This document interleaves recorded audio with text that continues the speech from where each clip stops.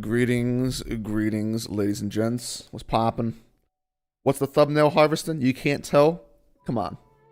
You can't tell? Did you read the chapter, bro? Fake One Piece fan?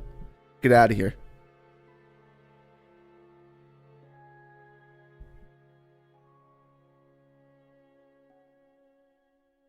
What's up, Kevin?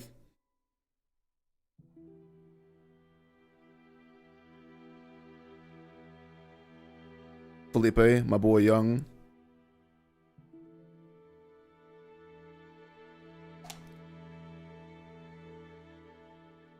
Oh, the man himself, Kenya. I think the mic and everything should be good to go. Didn't take too long to set up. That's right, Ivan Ding Ding. Meta, Ivan. Witch. Bro, finally. Hey. Hey, I want to hear any of that, alright? I had an important meeting with the Moj Man yesterday, alright? It took precedent. It looks like Mario. I mean... No. No. But, you know, I'll give you that. That's fine. Hey, Drizzt, doing good? Yeah, I'm doing fine, bro. I am doing fine. I work the midnight shift now, so I've been trying to readjust my sleep schedule because I work from 1 a.m. to 9:30 a.m. now. So I usually sleep during the day. But on the weekends, I'm like half mixing it up. I slept in late today, though. Like a good boy.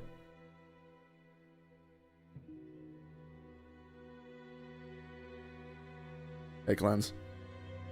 Oh, the man himself, Carter.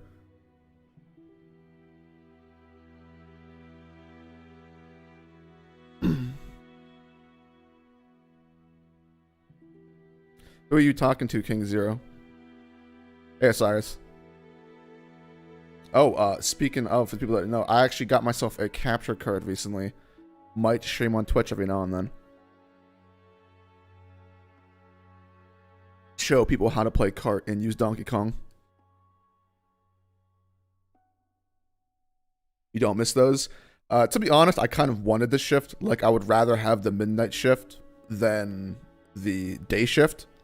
I just got to get, my body just has to get used to it. What song is this? I love it. This is Firelink Shrine from Dark Souls. If you've never played the game, highly, highly recommend.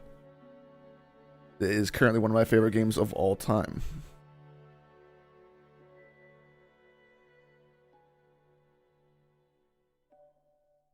What did I enjoy about the chapter?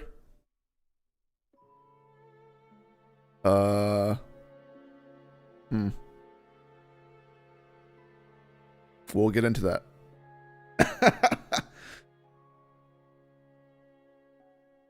How's my day been going? My day's been going pretty good, JJK. Woke up not too long ago, around like 4 p.m.-ish. So I haven't really been awake a whole lot.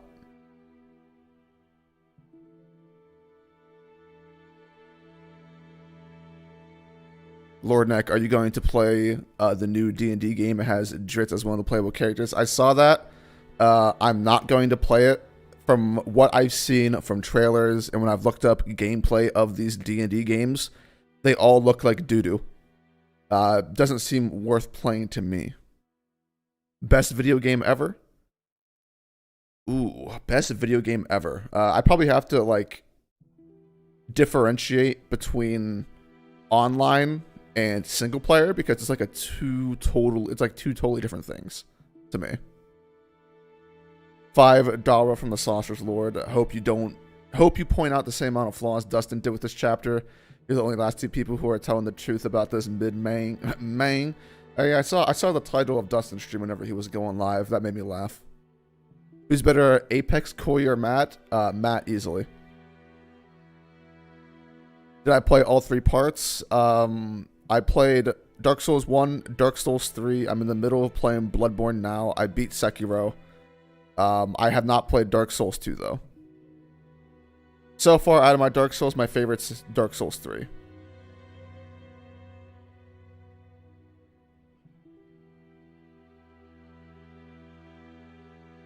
Gojo versus Goku. I'm sure you could probably find that on JD's Mugen streams. What's up, Bio? Tale of a Gutsy Pirate by Shanks. There's... Alright, I guess we'll just dive right into the chapter then, right? We'll talk about it. Actually, first of all, answer this question for me, guys, because you know that I no longer watch One Piece videos. What was the general reaction to the chapter? Probably just hype from the last page, right? That's what I'm expecting. What class did I play in Dark Souls? I generally play the Knights. I like using the shield because it's broken.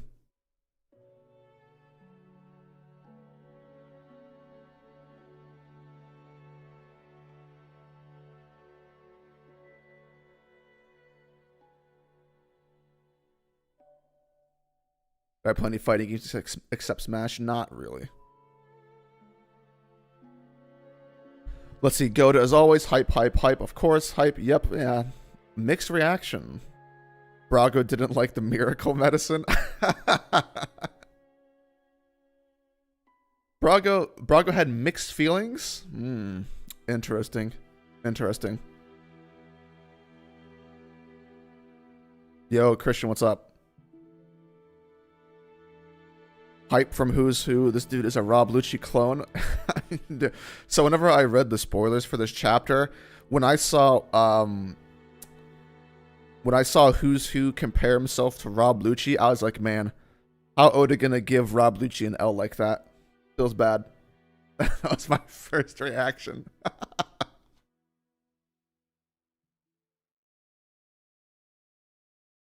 Gandhi plans to go to Hawaii. Hawaii. Wow. I've never been to Hawaii or sailed over the ocean or flew over the ocean. Would I want to go to Hawaii at some point? Yeah. Would I ever want to live there? Hell no. Hell no. But I definitely want to visit.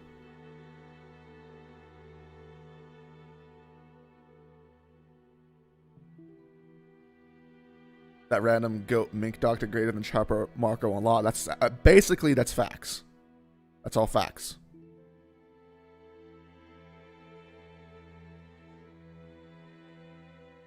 Who was better, LeBron or KD? LeBron easily.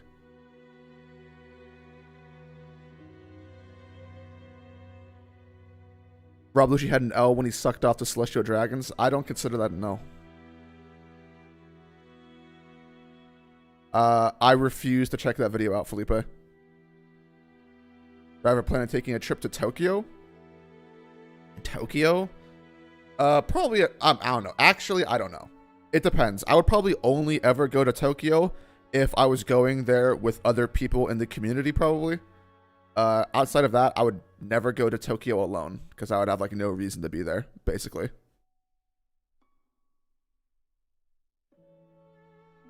Am I hyped for Kobe's SBS info? Hell no. Drizzt, do you think Lucci was referring to Who's Who when he fought Luffy? So, I'm assuming you know the context behind all of this, Astro, because I actually talked to Morge about this. I 100% side with Morge in this scenario. I don't think there is any way that the conversation could be about Who's Who, because if it was, it kind of ruins that entire moment of Enies Lobby.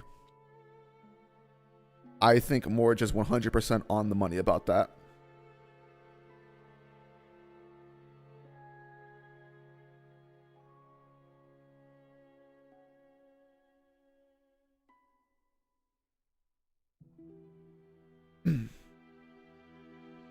Drizzt, do you think the main reason why people are saying KD is better than LeBron now is because of recency bias? Whoa, whoa, whoa, whoa, whoa. So there's a difference between saying KD is a better player than LeBron now and KD is a better player than LeBron overall. It is completely fair and probably true that KD is better than LeBron right now. We'll find out next season with LeBron's health, but even then, probably still make that deduction. Legacy-wise, I have never seen anyone argue that KD is better than LeBron, ever. So that would be a first. Also, I'm about to sneeze. Let me mute my mic real quick.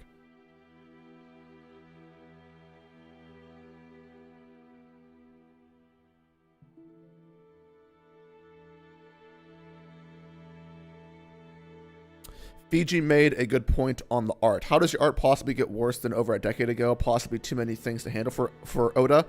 Okay, so let's go ahead and break down this art thing, young Bill, because I don't I don't agree with the first part of your sentence where how is it possible for your art to get worse? There are many reasons why your art could get worse, and that is simply just age and the effect of time. Oda's an old man now compared to when he was younger, and we already know Oda's eyesight is actually really, really bad.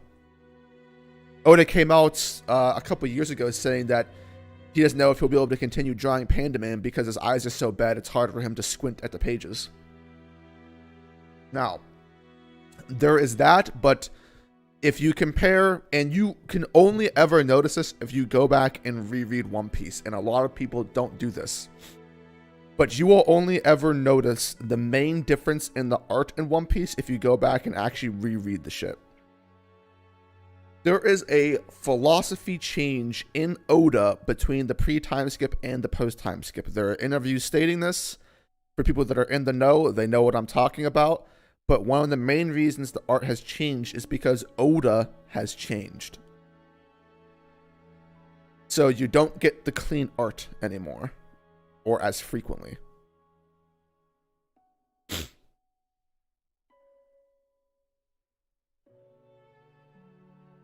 Who do I think is winning it all? I hope the Suns.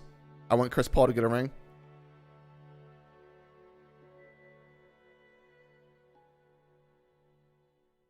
Yo, Sam, what's going on?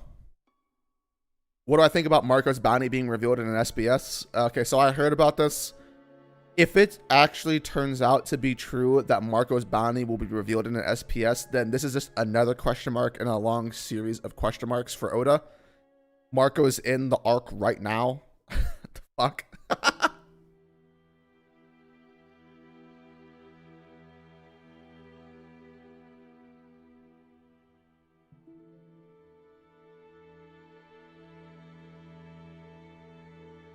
Do you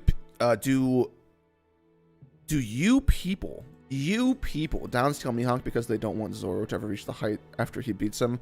And you're talking to the wrong guy if you're asking me that question. You guys saw the Dame news? Where will Dame go? No, I haven't seen the Dame news actually. Drizzt, how hyped up will you be for Zoro to chase Hiyori's skirt by going after Orochi?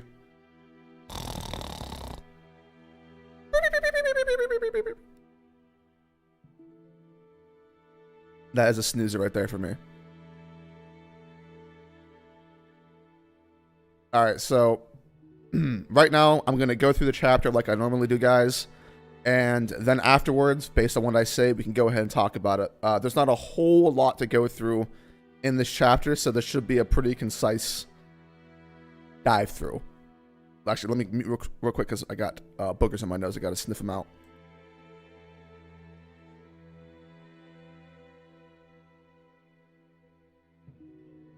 Okay, let's go. So, starting off the chapter, the first page could be completely cut and it wouldn't change anything. I wasn't sure what Oda was really going for with the Queen yelling at Tama and Tama literally passing out. I don't know if Oda was trying to build this up to be an actual moment for Tama or anything, but for me it kind of came off as like weird and a bit of a waste of time. But it is what it is. Could have saved a couple chapters and put a couple pages and put in some more stuff. You have the Oda trying to go with the numbers matter stuff, with all of the combatants getting shot by fodder, so therefore they can't fight, and they're not going after the fodder because I guess they can't. Whatever. The cool side effect of this is that this just makes Jack look stupider. Fucking Jack. We get another page of just, who cares about what the gifters are doing? Doesn't matter. And then we go back to cutting into the Tama stuff where Usopp and Nami are just saying, you can do it, Tama. Okay. Whatever. That happens. All of the gifters switch sides, and this is something that we knew was going to happen since the inception of Tama, so it's not like this comes as a surprise to anyone in general. You may not like how this happened, and that's really the only thing that I would have to say about it. I think this could have actually been made to appear to be an actual moment rather than just a, oh no, the fodder are fighting each other. So the numbers, because Oda cares about the numbers are more equal. The big takeaway for me is, one second.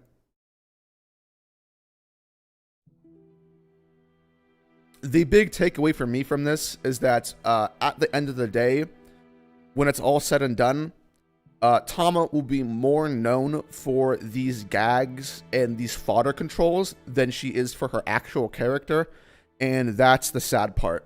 Tama's character was sacrificed for gag control and fodder control, so it's just a shame to see that this is basically the end result of what that character could have been. And Tama and Toko both had the potential to be the best children character in the story. Unfortunate. Is what it is, but I don't really have a big problem with the Tama controlling the fodder. We knew that was going to happen.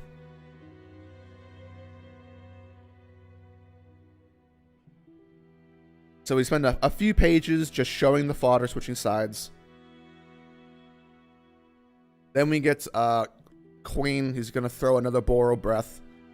Boro Breath gets canceled out by Sanji, and then Queen just spews some dialogue about Mads, and then goes into his hybrid form. That's fine, whatever. The Mad stuff is all right. I guess Judge gets an unrelated L for Queen even being inside of his squad.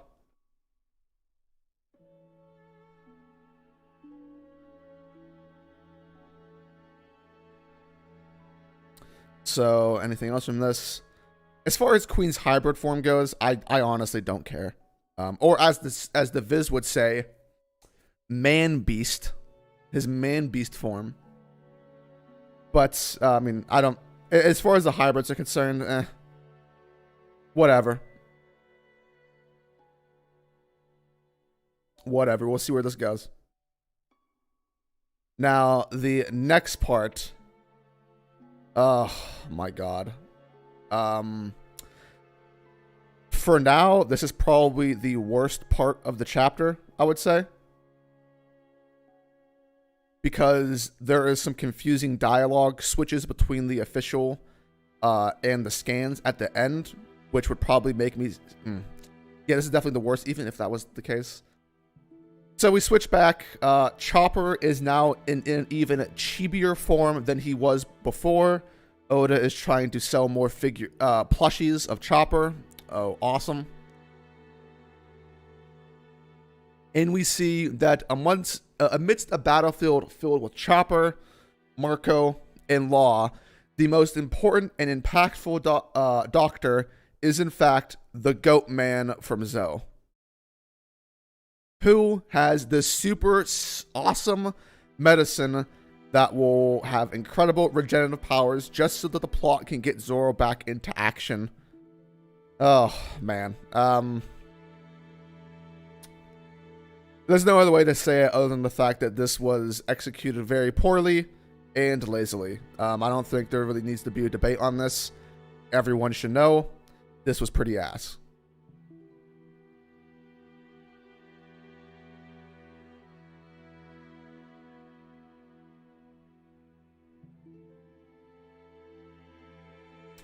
Rips in the chat for Chopper, who continues to not be a doctor.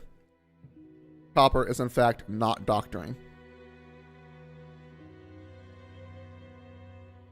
So then we have the Chopper transition to the last section, which is the Who's Who and Jinbei stuff. I actually enjoyed the little interactions between Jinbei and Who's Who when it came to the fighting. I actually liked the back and forth style of him using the Soru shave, going behind him and using techniques. I thought that was cool. Now, there is a part of this that's The Viz translation of this made it seem like there might be more, whereas the scan version of this kind of sealed the deal. So if we go by the implications from the scans, then the entire point of having Who's Who fight Jinbei was completely meaningless from the beginning. And if we go by the Viz translation, there may or may not be something more to this. And what I mean is, at the beginning of this fight, it came out of nowhere. It came out of left field. But the implication was that Who's Who had some history with Jinbei, and that we had to figure out his identity, basically. Like, oh my god, who's who? His name is even Who's Who. So it's like his identity must be important. And through the scans, the scans say that Jinbei has no idea who this guy is. He says, back then, we never made direct contact. So basically, Jinbei had heard about this CP9 member, but had never seen him and has no history of him whatsoever. Which, if that's the case, makes this fight completely pointless from the idea that you're setting up a fight between two people that may know each other and there's some history there. If you had replaced Jinbei with virtually any single person that had read a newspaper at that point in time, nothing would have changed. But in the scan version, it says, I knew you, but you don't know me. Which is kind of the same, but it opens up the door for there being a little bit more. But that is the bad part of that section. It kind of completely destroys the point or the idea, the setup of the fight to begin with. So, we'll see. We will see. But not looking good for Who's Who so far, from a writing standpoint. I don't know why Oda set it up this way. Oda could have saved this and have made it different and it wouldn't have mattered. I don't know why he made it seem like their identities actually made a difference. But I've been asking this question for Oda for years at this point, so I guess it's to be expected. Now, the final bit of the chapter is probably what most people are going to remember from this chapter, which is the Luffy's fruit being related to Who's Who, being a CP9 member, and basically having that shit yoinked by Shanks.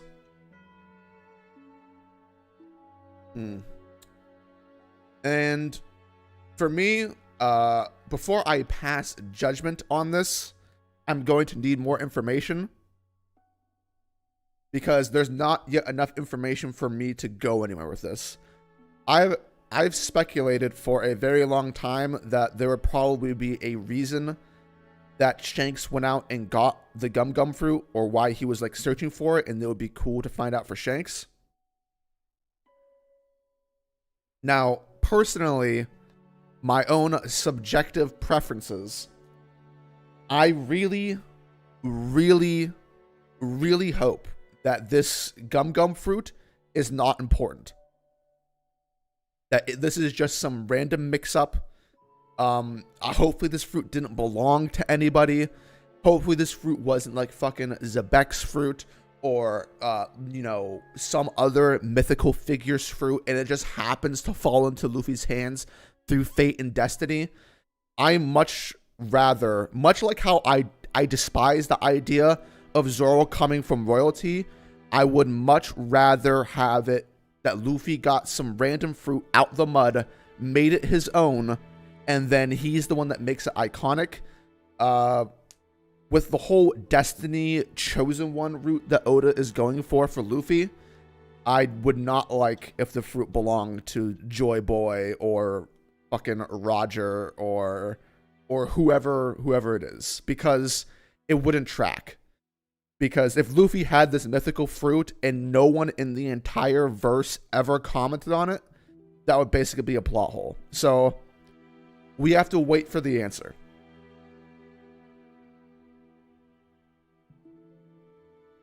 Not enough to comment on. As of right now, this is just lore.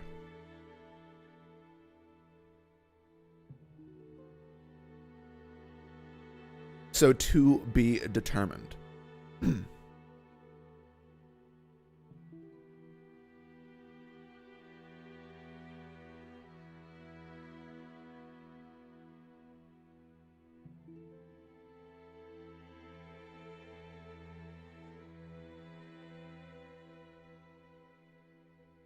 Guarantee it's not Zebek's fruit or Kaido and Big Moms will mention it. Same applies to everyone, also except possible Joy Boy. Yeah, I mean, basically, yeah. I mean, like I said, it just comes down to what the truth actually is. There's no way to determine whether or not it's good or bad yet.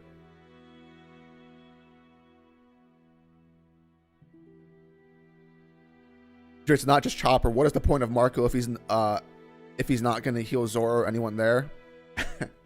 Dude, Marco doesn't even know why he's here. So, neither Marco nor the fans know why Marco's here. Who got thrown into jail for losing it seems like an important fruit at this point. Yeah. Right now, it's leaning towards the... This was a really important fruit, but they had who's who guarding it. Who's who? This nobody? I don't know about that. Imagine having this, like, imagine if this fruit was like fucking Joy Boy's fruit, and out of everybody set to guard the fruit's transportation, you have who's who. Yeah, couldn't be me. Couldn't be me.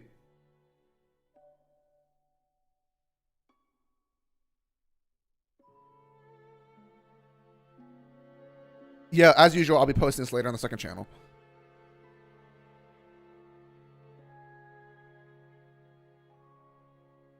Drizzt, what was the point in Zoro breaking his bones so he can be moved down then up again? I mean, one, it's just to quote create tension, I guess. I would not be surprised, and I've commented on this before. I would not be surprised if going into the next arc, Zoro was nerfed. Oda has a penchant and like of nerfing Zoro for the entireties of arcs. It could be the case that going into the next arc, Zoro is basically not even in the arc. He's just going to be Hurt Boy.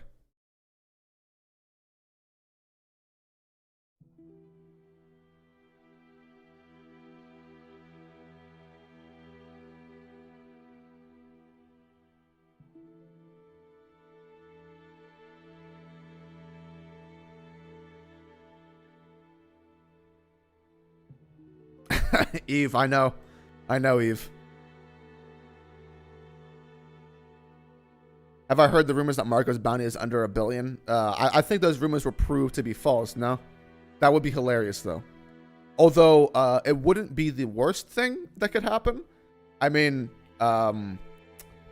could you get more disappointing than Sabo's being 602 million?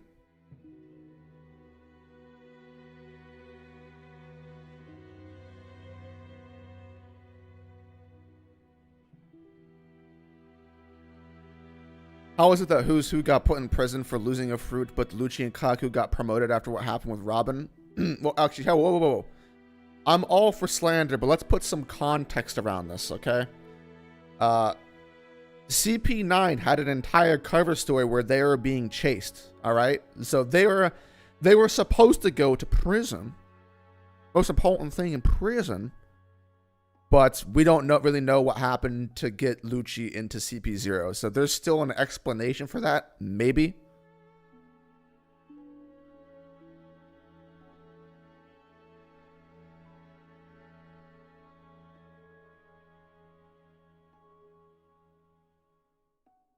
Zoro's Ashura Awakening was the most underwhelming power scene reveal in the post-time skip.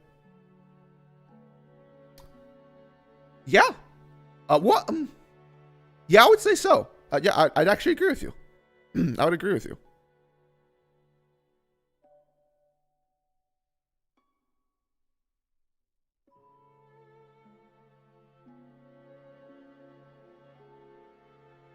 Just don't you think a lot of devil fruits would receive that same treatment though the Gomu got? I mean, it would depend. I mean, how many of the people that have their devil fruits now are the... I guess I should phrase it as... It could be the case that many of the people that have devil fruits now are actually the first-time users of these devil fruits. If we go according to lore, you know, devil fruits... Having a devil fruit back in the day was supposed to be a very rare thing. Now, that kind of seems to be cap. super cap, but that was what we basically should expect. So it could be that a lot of people got these fruits and they're the first users of those fruits. Which it just goes back to how are devil fruits a thing? This is an answer that we'll eventually find out, so I'm not going to be super anal about it. But yeah, I mean, if it is a wonder that there is a devil fruit encyclopedia and like the world government hasn't like gone out of their way to make sure that nobody gets devil fruits except for them. But whatever.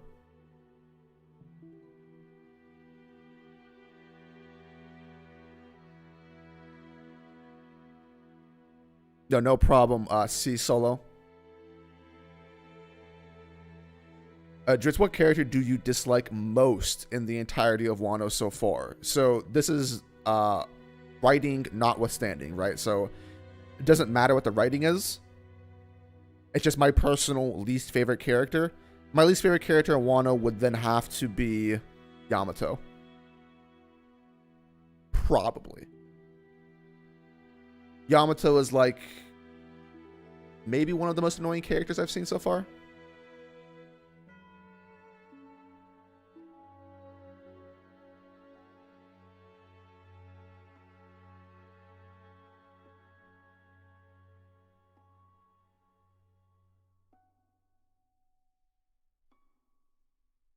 Just there's no reason most people using the devil fruits in the new world are the first time users. Hey, it's a possibility.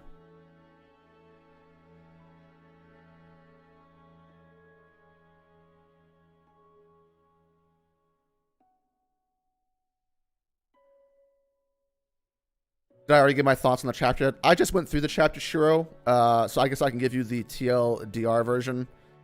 Pretty mid.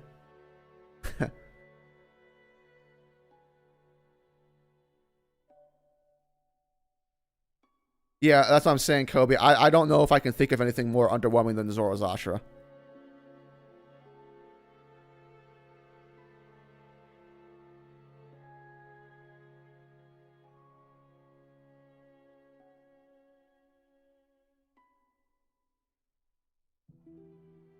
Didn't Blackbeard and Sanji read the Devil Fruit book and not once say, hey, you got that special gum fruit? No.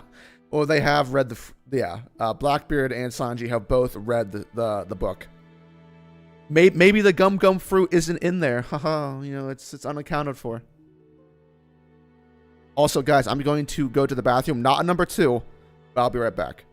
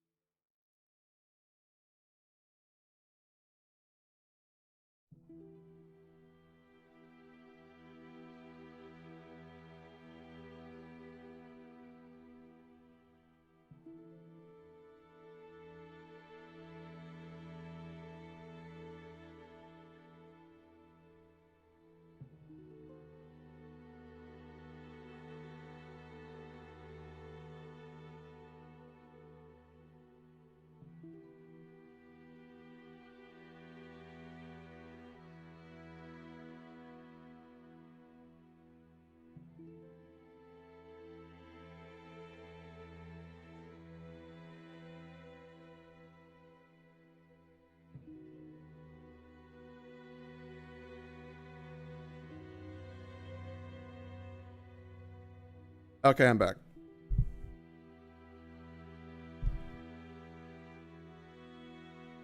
Have I ever heard of Guilty Gear Strive? I've heard of Guilty Gear. I've never heard of Guilty Gear Strive. Would I play it with the boys on stream? What kind of game is it?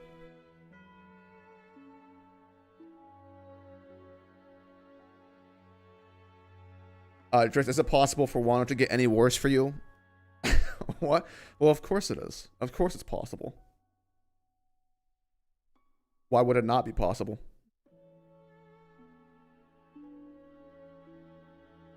Do the potential intermission chapters after Act 3, like 957, excite you at all? Yeah, I'm excited for those chapters. I've enjoyed for the Out of Wano chapters.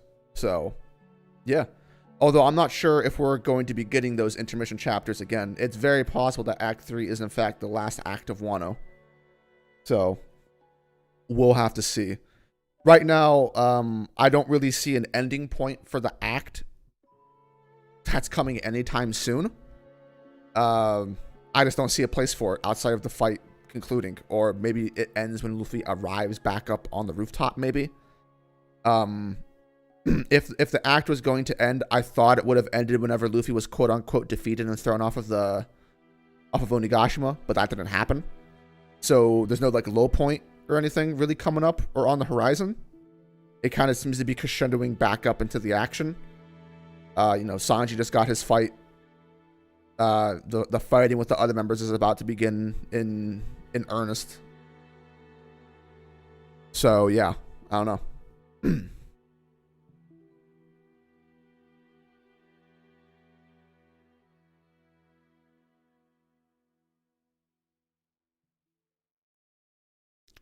Drizzt, if Wano was the final arc in One Piece, how much worse would it be? Oh, please God, no. Don't even make me entertain that idea.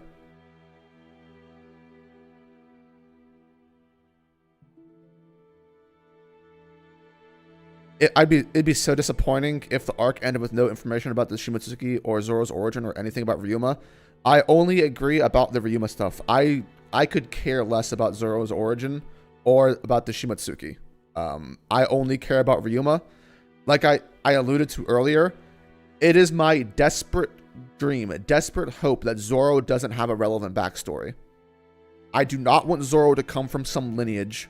I do not want Zoro to be some prince, some heir, some bullshit like that. I just want Zoro. If Zoro gets a backstory, I would much rather it be a wholesome backstory that ends in tragedy than be some myth, like, some actual lore about the hierarchies or the history of Wano. Oh, I would absolutely hate it if it wasn't like that. But Ryuma, yes. If there's no Ryuma lore, that would be very, very interesting. But I'm fairly certain we're going to get more of that. Fairly certain.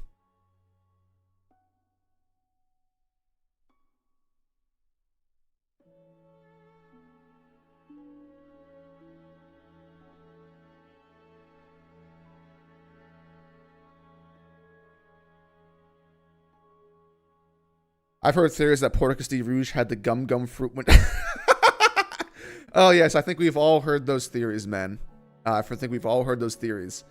Highly unlikely, I would say.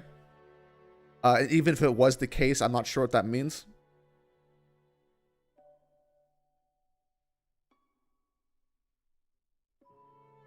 Oda doesn't even care about the other 5 tribes of Wano that he introduced. This is true. This is true. What about Shimotsuki Unimaru? I don't even know who that is. The Vagabond Windritz? Probably not for a while.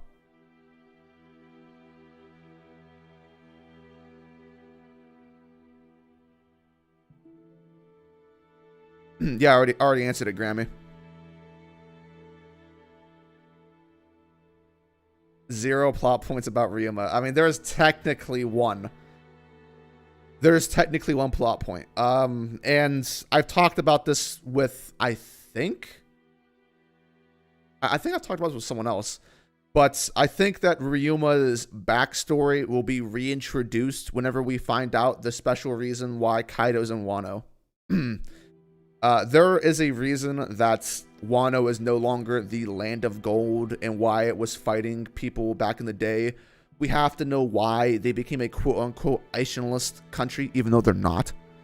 Why they became that. So I'm assuming that's related to Kaido. And Oda seems to be building that up. That's the only way I can see it be fit naturally into the arc. So that's what I'm assuming to be the case.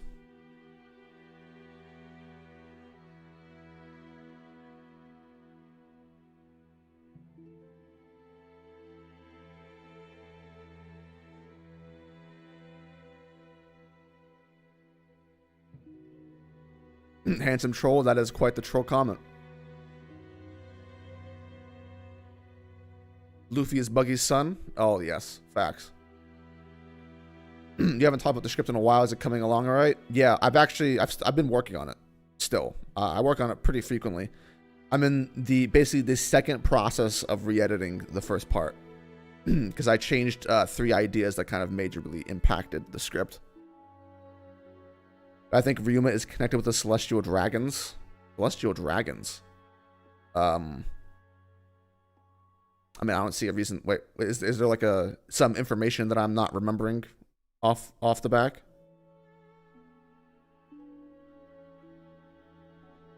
I'm glad you caught that, Christian.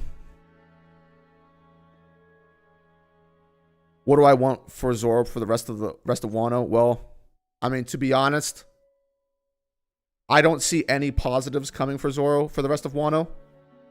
Like nothing that I would personally enjoy.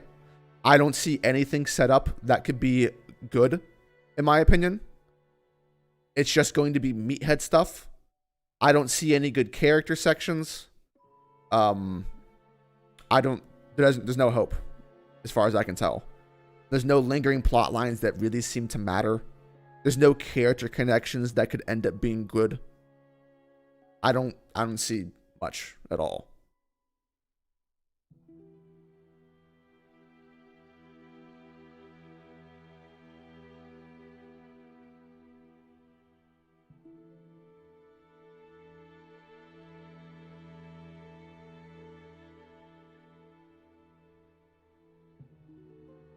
Or some Enies Lobby, or some or Saga. What's the peak of One Piece? For me, it's the latter, Drizzt. Well, I mean, that kind of comes down to preference. I feel like that's just, you know, the height of One Piece in general. But I prefer the Summit Saga.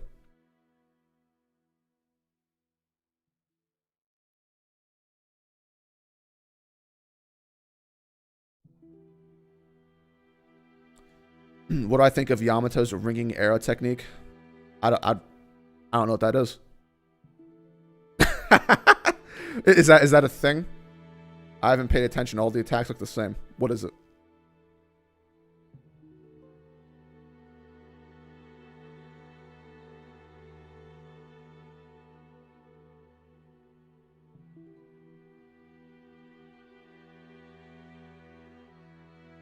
There's, I saw King argue Zoro still has character reasons for fighting Orochi. Well, if there was continuity in the story, that would actually be true. So, but you know, character continuity and continuity in general, One Piece doesn't exist. So that's no longer the case. It is possible that Zoro will run into Orochi again. I could see that happening. But I mean, the immediate future seems to be Zoro just running into King and then fighting King.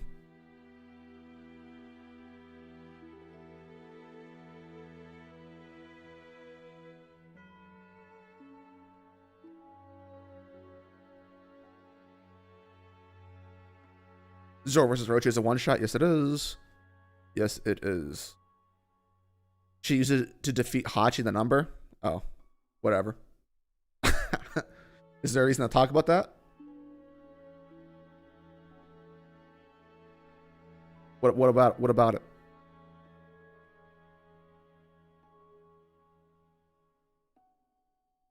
Do I still consider Luffy, Zoro, and Nami to be good characters? No.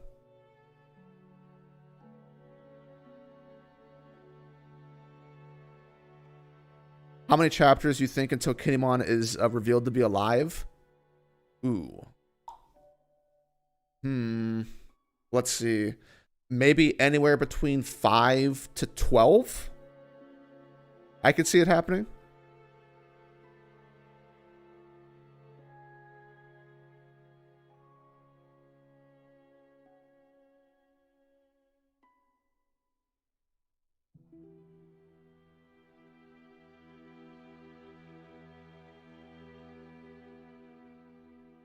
Orochi might be a good fight when Zoro is suffering from the pain after King. A good fight? Nah, I don't know about that. I've mentioned this before, but the entire Orochi plot section had potential because at the heart of this conflict was supposed to be related to Hiyori's character, which once upon a time existed. But right now, it doesn't really hold any meaning whatsoever because Orochi doesn't really hold significance as a character or as a villain. and he's kind of just memeing around getting his head cut off. So I don't really see a whole lot of great there.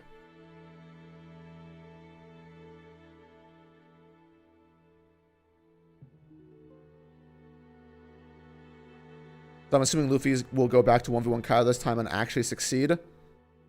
Well, he'll go back to Kaido. As far as him succeeding, I don't know. Right now, it's looking like that might be the case, but with how, you know, how everywhere this fight is being, where people can just be in places just cuz, I would not be surprised if someone else showed up in the fight. If Kid does not show back up to the Kaido fight, that will be a problem. But we don't know. Part of me doubts that it's going to be a 1v1 the entire time. I doubt it.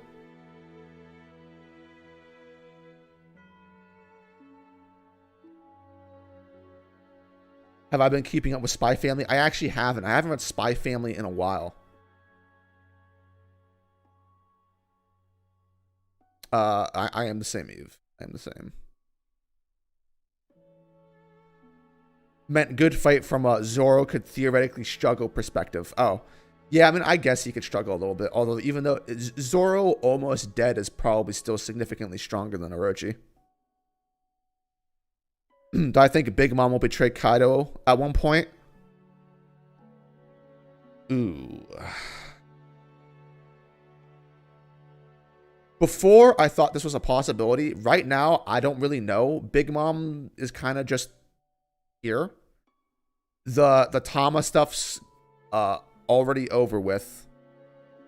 So which makes me believe that there's no amnesia plot.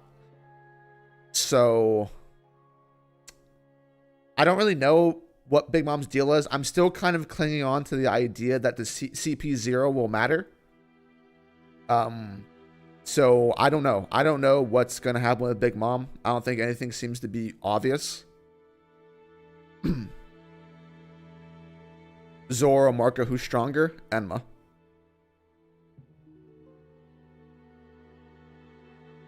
Drizzt a neck to neck with Grand Line reviews? Nope. Bio, you already know the answer to that. Maybe Kaido will be nerfed after fighting Yamato. Nerfed? Oh, yeah, I don't think so. I don't know. I don't think Yamato's gonna be able to do anything against Kaido. Nerfed. Wow, that would be crazy. Yeah, it's not impossible, though. It's not impossible.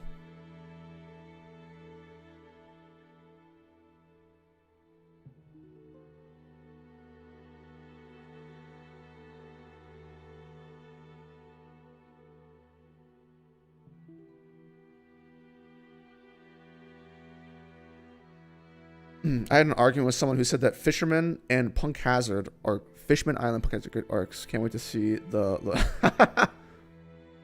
Wait, how do these thoughts connect? PMS, you gotta explain something, or else you have PMS. I had an argument with someone who said that Fishman Island and Punk Hazard are great arcs. Can't wait to see the Lodotarge trying to defend Zebek or Roger having the rubber fruit. How do these two thoughts connect to each other? What does that have to do with Punk Hazard or Fishman Island?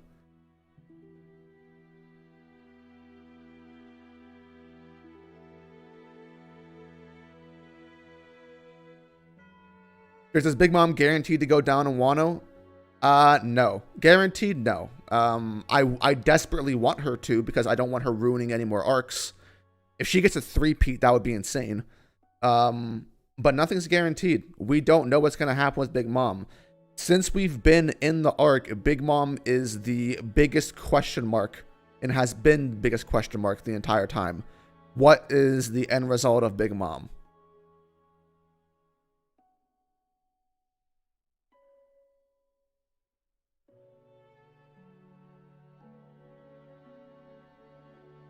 Drizzt, in an older SBS, Oda doesn't seem to care about his female readers and only cares about boy readers. Think about One Piece. This is actually true.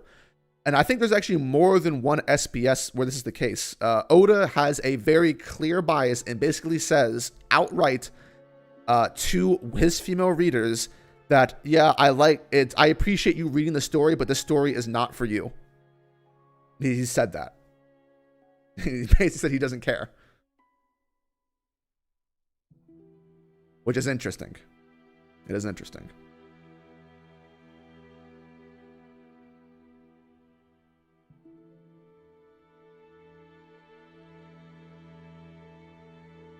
Damn, why? Oh, is this about the Grand Line review things? Dude, guys, I haven't done a neck to neck. It doesn't matter that it was Grand Line reviews that you said. I'm not doing neck to necks in period. There's basically no point for me to do neck to necks because there's nothing I want to talk about.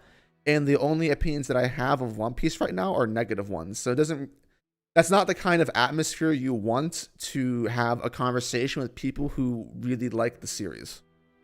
So like, you know, it'd be the same as if like, you know, if I got into a one-on-one conversation with like O'Hara or, you know, like Library of O'Hara, Arter, you know, people that are just like all about One Piece and like their passion for it, it wouldn't make for a good conversation because I'd just be sitting over there in the corner being all emo, like, this fucking sucks, I don't like that, fuck you. You know, it's not a good conversation, man.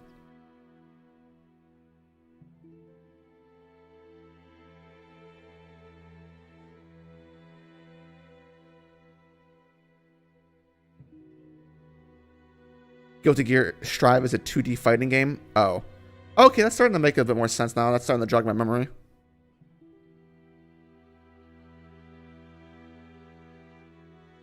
Just why do the hybrid forms look so bad? Hey, well, listen, okay? Let's be fair, all right? The hybrid forms in One Piece have remained really consistent. I mean, it's not like the designs have changed a whole lot outside of what appears to be Black Maria's. That's the only kind of like asterisk one I can think of off the top of my head. Outside of that, they've been consistent. The biggest difference is mainly just how Oda draws, in my opinion. It's a lot more messy, not as clean, and not as detailed. So it kind of affects the designs of stuff.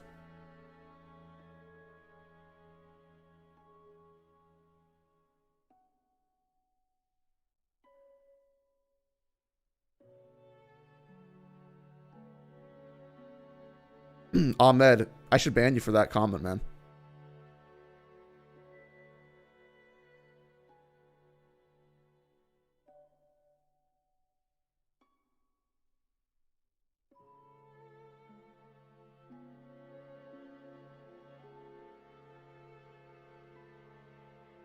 I don't see how Law and Kid have already used their most powerful attacks and did nothing. They're gonna have even more powerful attacks, Christian, obviously. Kid hasn't grabbed that big sword. Don't you know that big sword's there for something, Christian? Huh?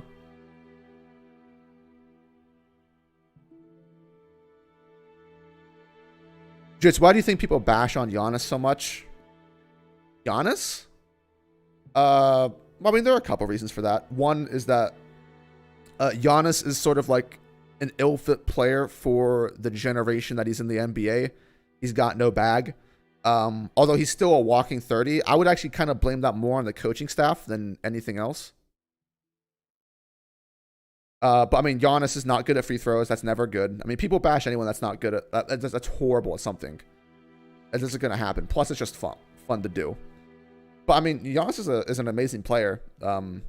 He's been working on his game, which is credit that I can give to him that I can't give to someone like Ben Simmons, who doesn't really seem to give a fuck about playing in the NBA. But Giannis is a superstar, so he's going to be subject to more criticism. I think a part of it is also the fact that Giannis has kind of like this, oh, well, that guy is really good. You know, he's not... Basically, anytime he loses, he just like compliments the opponent. People don't really seem to like that, so they pick on Giannis more. But I think another reason why people will make fun of Giannis is that Giannis has maybe he is. Giannis might be the most boring superstar to watch play. Because Giannis does the exact same thing. He either will do an offensive foul or just dunk the ball, basically. Not a whole lot going on Giannis Island.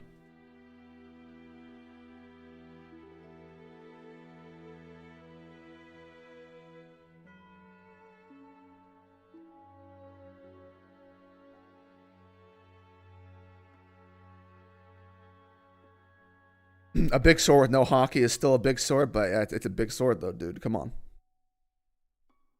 Who's better, Giannis or AD? Giannis. Giannis because he's healthy. He's consistently healthy and not injured. So his playstyle will almost always be the same.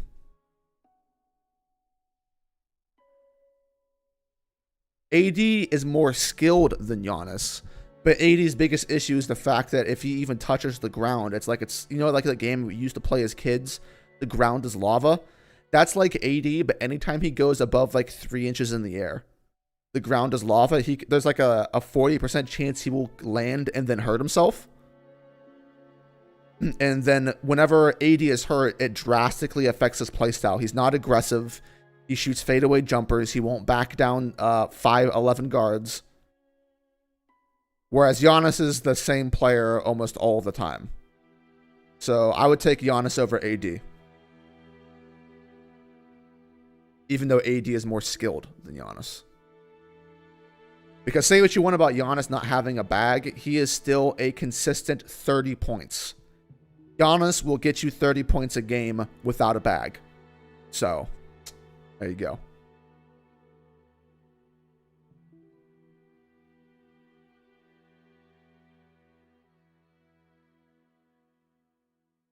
Drizzt, do you have the motivation to convince people that One Piece is terrible? That sentence is just hilarious. Could there be a potential to have a neck-to-neck, or at the end would there be a, oh man, I still love One Piece. Well, Shiro, I'm making the video for a reason. After I make the videos, then yeah, I'll be more open to talk to people about it. But right now, I'm just kind of like in my own sphere, minding my own business.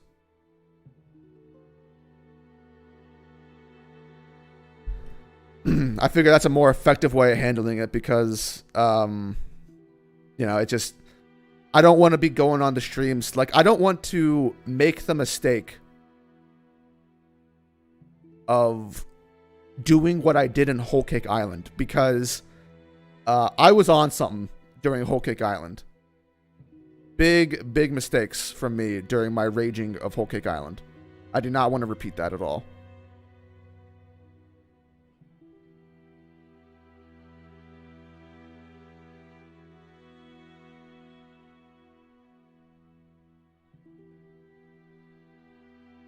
Wait, what is this, Felipe? Atlas live action is going to be another high school drama kind of thing? Oh, God, fuck me.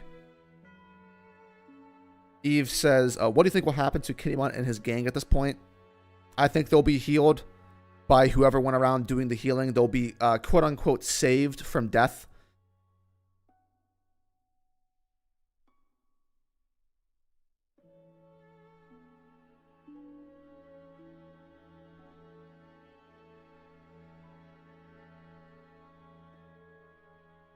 If Big Mom falls in this arc, Drizzt, how would you want her to go away? Died as CP0. Died as CP0.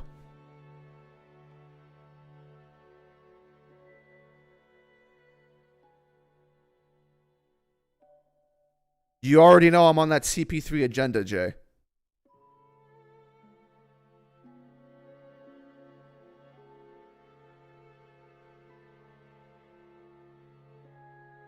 Drizzt, which fight was better, Jiraiya versus Pain or Netero versus Meruem? Jiraiya versus Pain, negative for me. I am not the biggest fan of Netero versus Meruem. I like it, but I don't really consider the fight to be that good. Like, I would not put that on a Jiraiya versus Pain level, where there was an emotional outcome to it.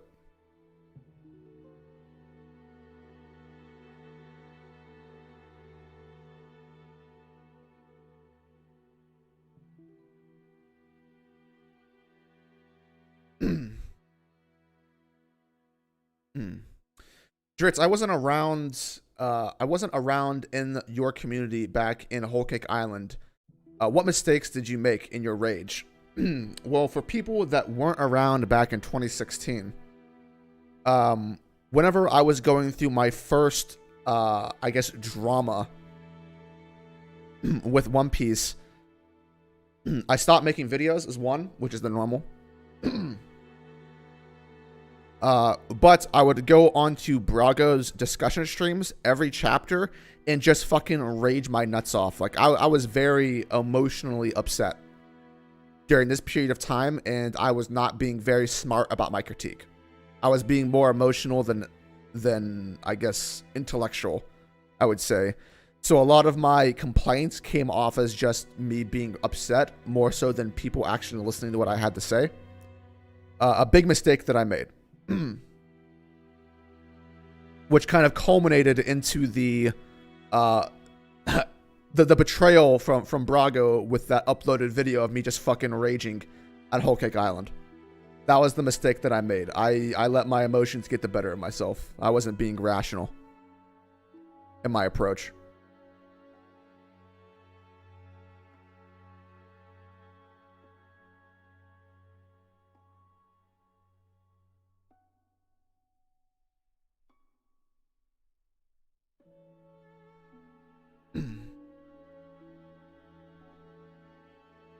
That's right, Cliff Destiny. If Yamato joins the crew, will she become your least favorite after Sanji? Yes. Yes, she will. Because it will by far be the worst addition and the worst way of adding a character to the group in the story. By a huge distance. Nothing good about that character, no redeeming qualities. It will be very bad. Oh god. Please no. She will usurp Chopper.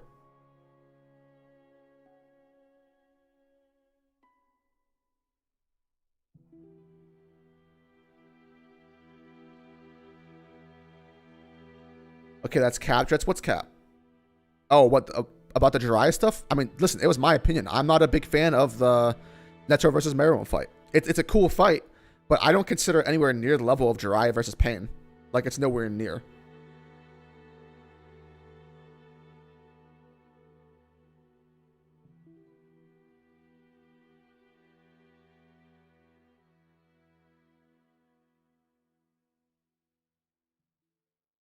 Did I like Sanji versus Luffy? Even though it was logically incoherent, the benefit of the Sanji versus Luffy fight is that it had that emotional aspect to it. It relied upon the characters. So, despite it not making a whole lot of logical sense coming from Sanji's perspective, yeah, I liked it.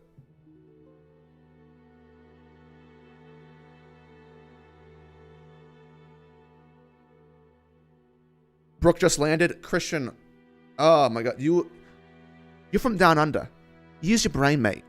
Okay? So what I'm talking about is that Brooke had an entire arc. Which was a very good introduction to his character. And he had interactions with the entire crew, time with them, a great backstory, one of the best in the series. And it felt great whenever he actually joined the crew. It felt meaningful at the end of everything and through the bark. There is nothing close to that with Yamato. Nothing. And Brooke's a gag character. Well, became one. Permanently, a background character.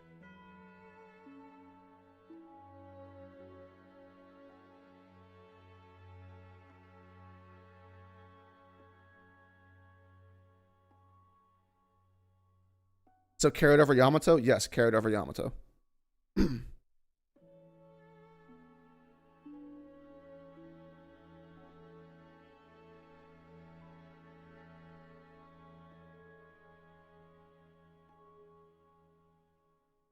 Hey, Drizzt, has there been one chapter which you remember that you liked in the past 50 chapters, explicitly liked, something like an 8 out of 10 chapter?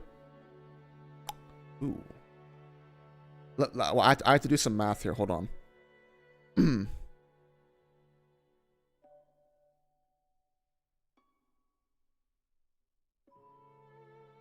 50 chapters. So we're on chapter... I actually want to figure this out. So we're on chapter 117, right?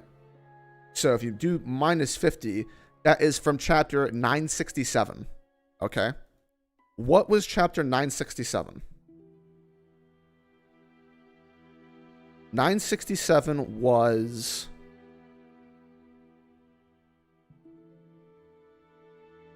Okay, this actually works out. 967 is the Roger laughed. So out of the past 50 chapters, this was probably the only chapter that I liked. Even though it created a plot hole.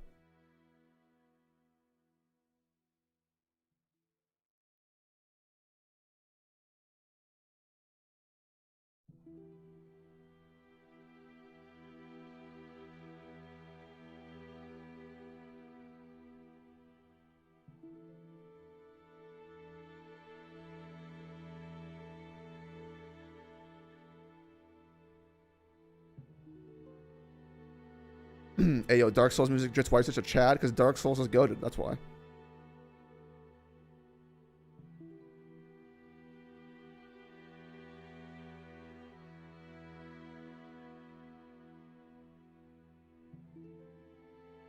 Drizzt, do you think every fight in Wano, for example, needs to have significance to the characters? Oh, no.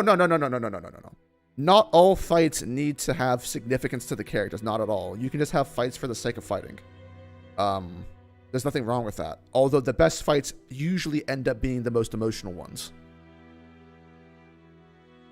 But no, not every fight needs to, because like, I mean, it's like the same thing. You can't have too much of one thing. You have to have somewhat of a balance.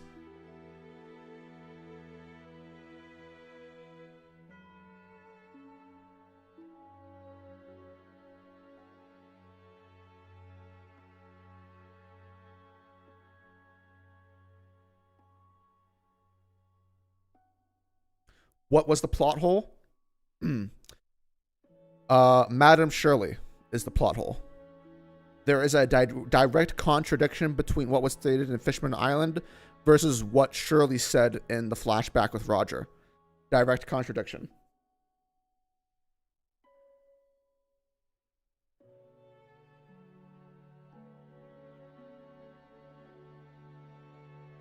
Bondress, this can't be the only chapter, but it is though. Everything after Roger laughed is the ending of the Odin flashback, which was ass. And then you have Onigashima, which has been ass.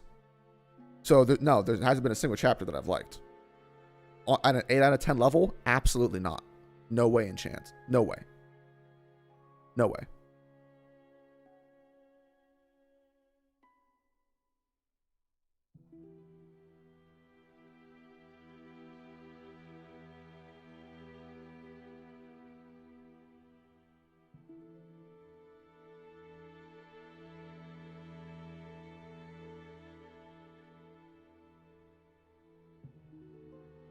Would you rather give up sports or manga?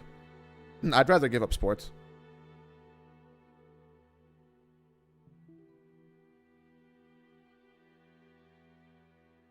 Drizzt, what if when Yamato joined the crew, she says, I'm the new Straw Hat and you gotta deal with it. Oh, please, God, do not give me Korra nightmares, PTSD.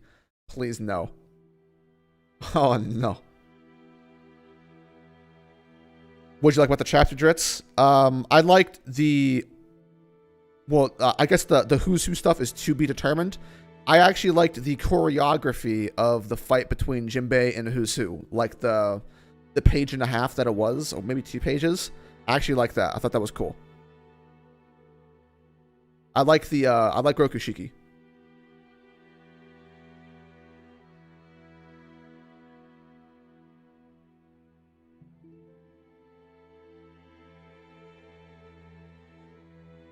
Explain the plot hole? Okay, so the plot hole is this. And this could technically be explained, although it doesn't really blah, blah, blah, blah. But the plot hole is that in Fishman Island, Madam Shirley specifically states that with her powers of foresight, she cannot tell or give you an estimate on when her prophecies are going to come true. She can't do it. But in the Roger flashback, she specifically states that Roger, like Shirahoshi will be born in 10 years. A specific time frame instead of just a vagueness, which is what she said the limits of her ability was in Fishman Island. So it's a plot hole. And that actually, from that plot hole, it affected Roger's entire life and led him to the decision that he was going to make. So it's somewhat significant, actually.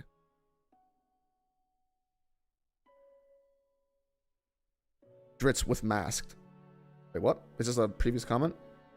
Drizzt, a neck-to-neck unrelated to One Piece would be discussing the character of Johan plus your fellow Berserk fanboys. Oh, with Masked Man? Yeah, I'd probably be open to that.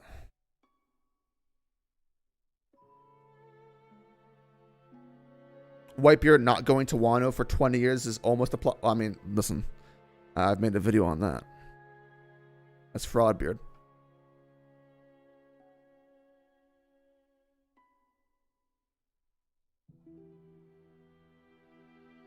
Is it bad that I don't think some aspects of core are bad? Well, you said some aspects.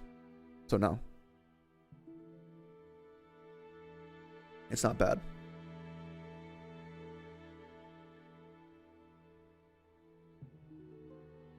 Do I think One Piece is going to turn around and get good? Do I think?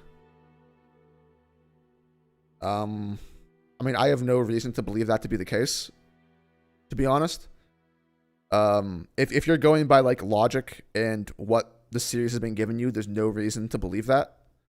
But do I hope it does? Yes. Yes, I do. I really hope.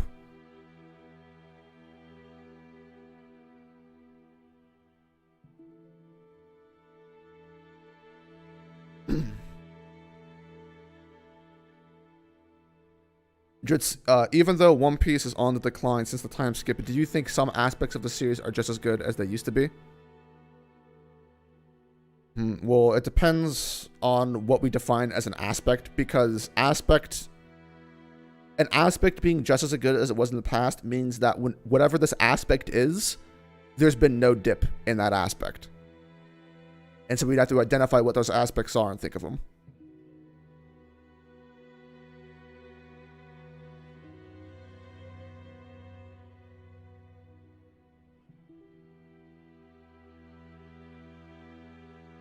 Drizzt, I know power scaling is basically dead at this point, but does it make sense for Who's Who to be Lucci level, sit in prison for 10 years, and then trade hands with Jinbei? Well, I mean, let's look at the chapter. 1 second.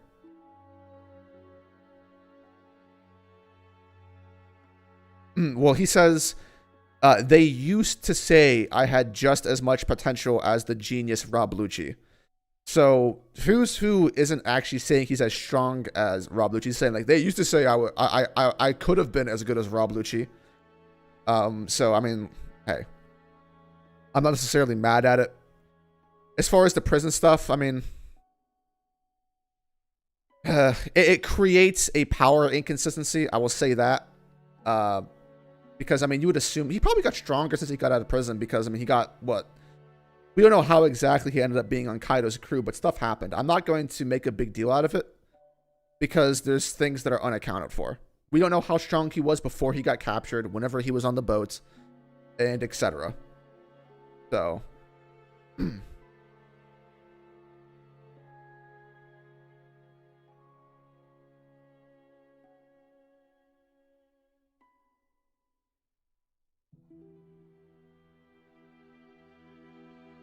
which characters, in your opinion, would be great if they die in the end game? The end game.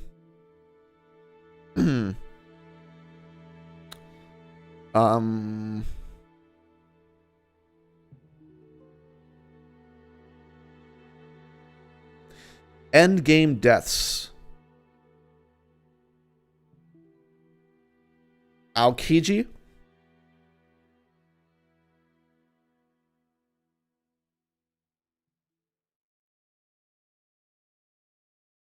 I would not mind Garp dying.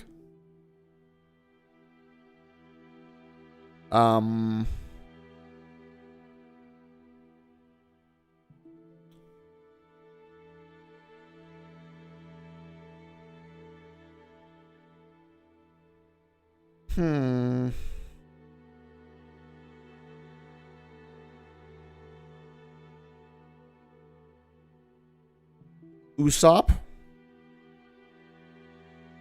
I mean, not all of these have to happen. I'm just like throwing out ones that I think you could argue could happen. I don't think they're all going to happen, but I've said before that Usopp is the best Straw Hat candidate to die. The most impactful one. That isn't going too far, or leaves things left unsaid.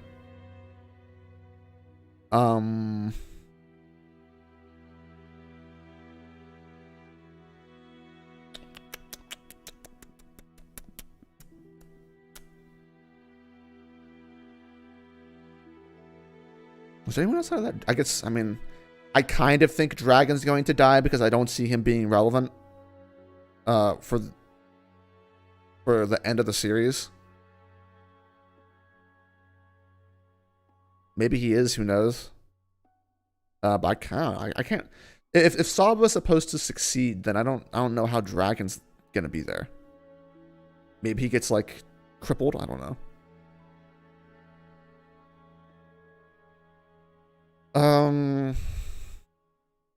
Let's see.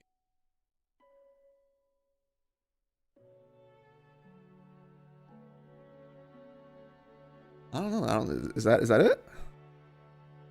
Law? Well, I don't know. Is Law gonna make it to the? I don't think Law's dying in Wano, but I guess he would have to make it to the end game. If there's no other point than that. Then, well, I mean, Law's gonna have to make it to the end game because he's gonna have to meet up with Dofi again. But yeah, I think Law's gonna die for sure. Or else he'll get Kingdom back to life.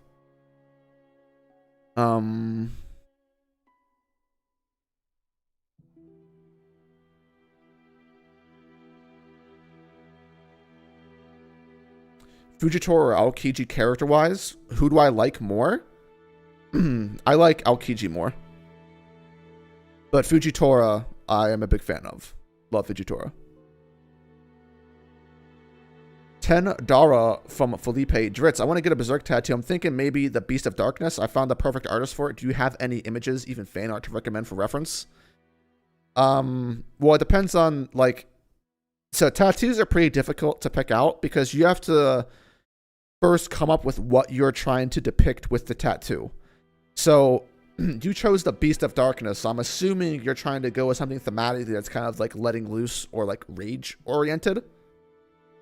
So there are probably there are really great panels of the Beast of Darkness that you could find that you can get tattoos of.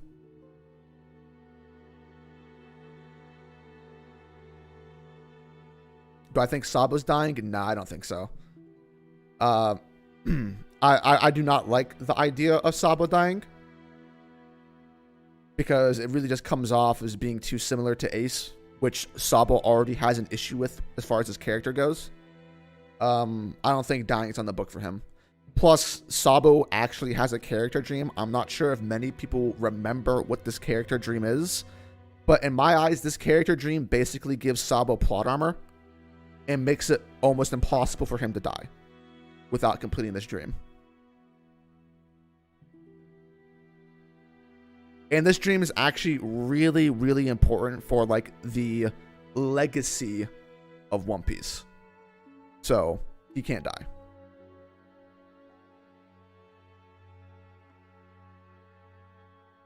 How strong do you think Lucci has gotten? I mean, it's kind of hard to say, right? I think Lucci logically should be nowhere near Luffy, but I think he's commander level. But, you know, One Piece doesn't follow logic because we see Sanji fighting commanders here and Zoro and stuff. So Lucci can be as strong as Oda wants him to be at this point.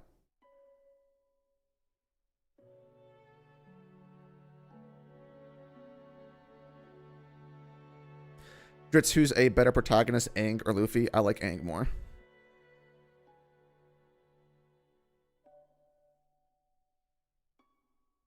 Yeah, Ahmed, I've always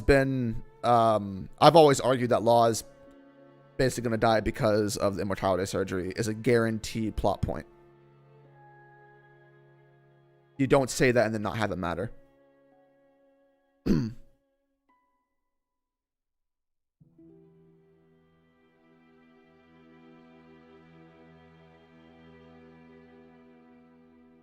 What is Sabo's dream? Oh, you guys don't know. Oh, fake One Piece fans. I'm just kidding. Let me go.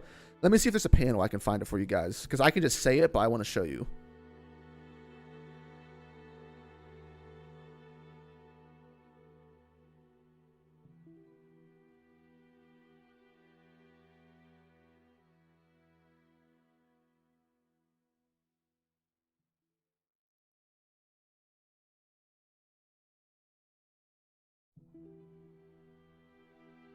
Let's see. Where the fuck is it? Oh, I actually have to go back into the flashback. No one's... Google Images has failed me. How is this possible? Okay, so I'll just tell you since I don't see it on Google Images. Basically, Sabo's dream is to write a book about detailing his adventures in like the history that he sees with his own eyes. So Sabo's dream is basically to write a book about what happened to the world during his time period, which is history. Very, very important.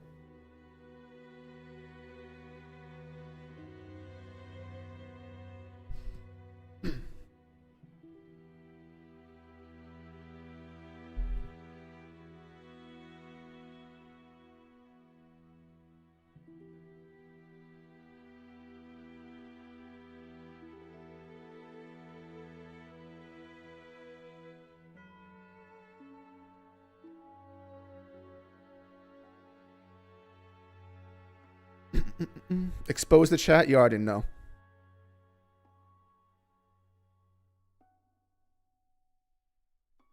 When did that happen? This happened during the ASL flashback, boys.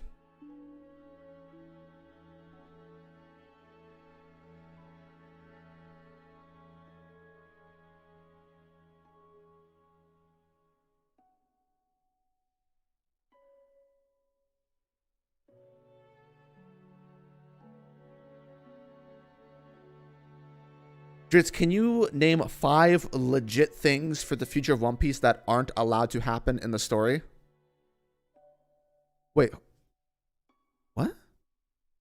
Can I name 5 things in the future of One Piece that aren't allowed to happen?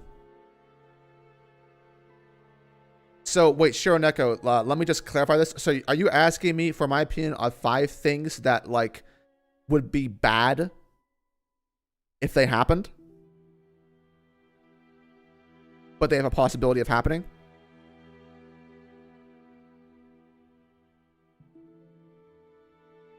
Beppo dying before Law? Oh, no, not Beppo. No. Because I feel like Dark Souls shows that video games are unique as a medium since it has good lore world building, but not a strong narrative. I mean, Dark Souls is it's a masterpiece. It's a masterpiece.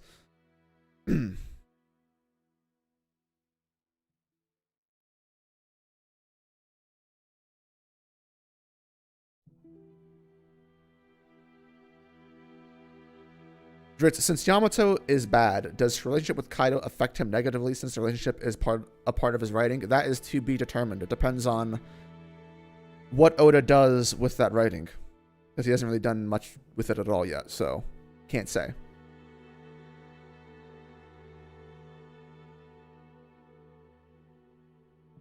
Sabo should have stayed in the dirt. Sabo should have stayed in the dirt. Yo. I don't disagree. I don't disagree. Do you enjoy what we got with Sabo in the ASL flashback? Yeah, yeah. The ASL flashback is a phenomenal flashback. Phenomenal.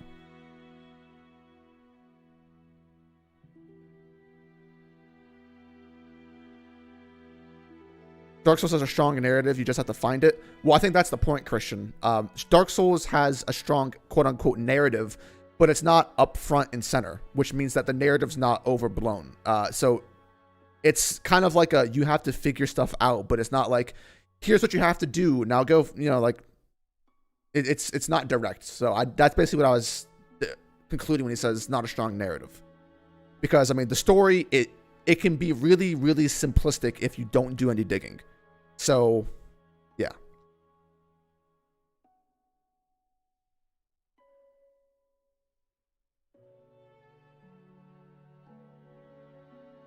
Drizzt, what do you think Oda could have done to make Zoro's strength more believable, or at least more tolerable than Luffy's current strength? I don't know. He could have done, I don't know, virtually anything with Zoro's character leading up to Wano. But he didn't do anything.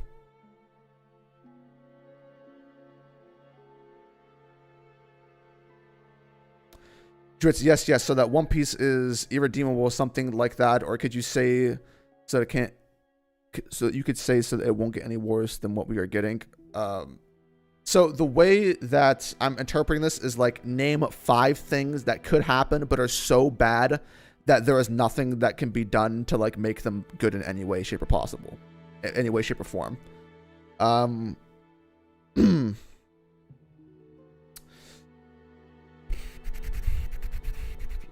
Probably near the top of the list would be fucking up Zoro and Mihawk, killing Mihawk before Zoro gets to fight him, making Mihawk a fraud, giving Mihawk no lore.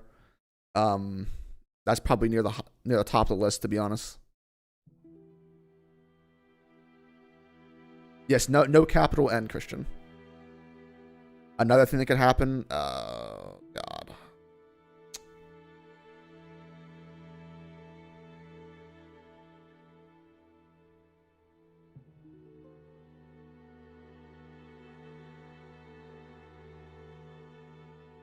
Let's see.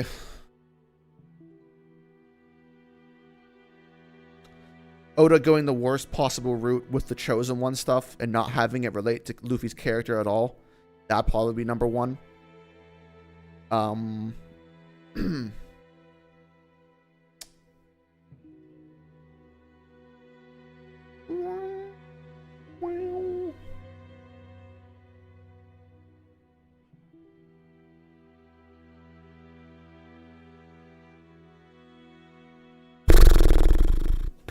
Number 3.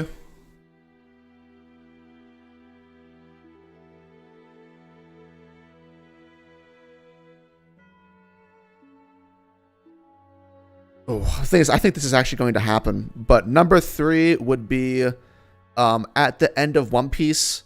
There's like a time skip, like 15, basically like how like at the end of Naruto and Bleach, where there wasn't a focus on romance at all, really, for the most part, or it was underdeveloped. But then at the end of the series, it became and then all of these characters fucked and had kids. That would be a horrible outcome for One Piece.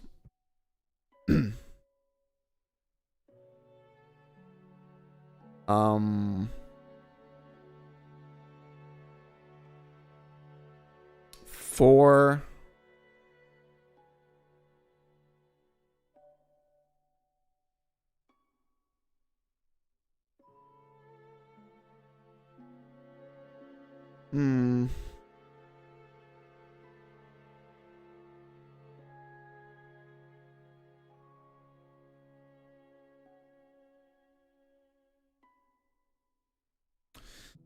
Let me think. 4. This is an obvious one. What the fuck? 4 is Oda doesn't do any exploration or any good setup for Emu, and Emu ends up being the actual Kaguya of the series. 5.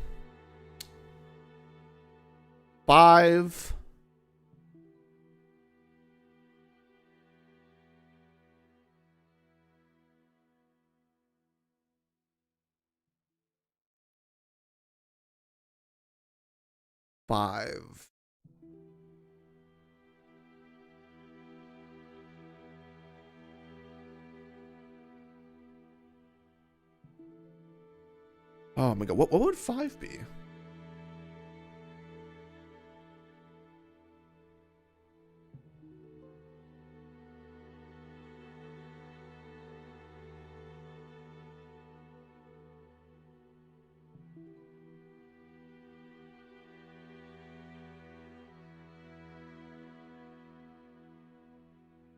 Actually, what the fuck would 5 be?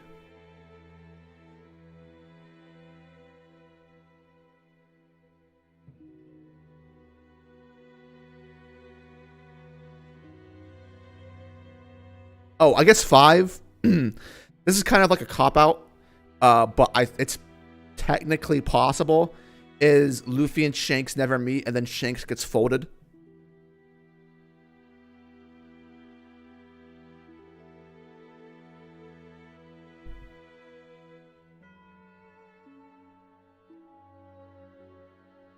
Drizzt, rank Rebecca, Tashigi, and Tama, and who has the worst to least worst writing and potential wasted. So who has the worst to least? Worst to least. What are these scales? I'm gonna do that worst to best. Worst to best writing and potential wasted. So I guess these are two different rankings. So number one for potential wasted is obviously, without a shadow of a doubt, Tashigi, because Tashigi could legitimately be one of the best characters in the entire story. So obviously number one potential wasted. Number two would be Tama. Number three would be Rebecca for potential wasted. In my eyes, for what the best possible scenario you could think of, what that character could have been used for. I think Rebecca had the least potential out of all of those characters. Now, who has the best to worst writing? Hmm.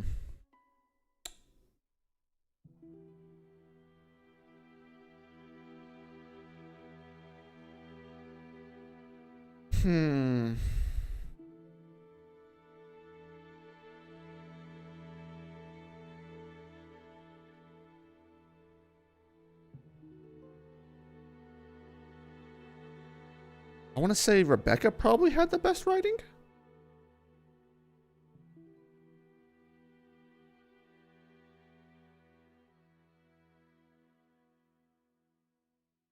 I don't know, because it's like, oh, post time skip fuck Tashiki so hard. But she was good in the pre-time skip.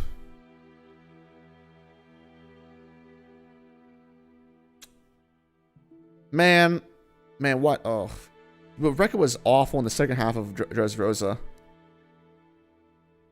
I would say Tashiki's heights are way better than Rebecca's heights, but overall Tashiki's a mess.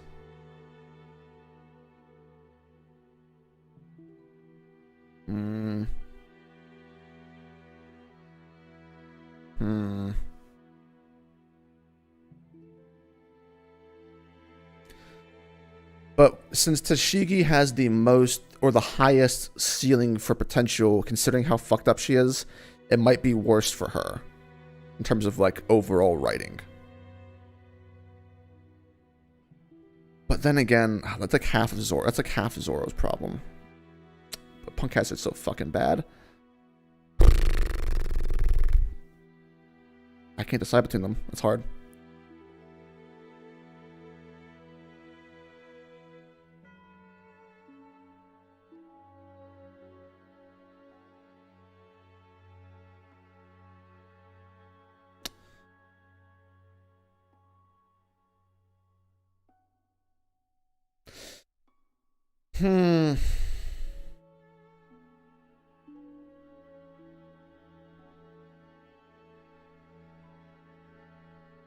Yeah, I can't decide.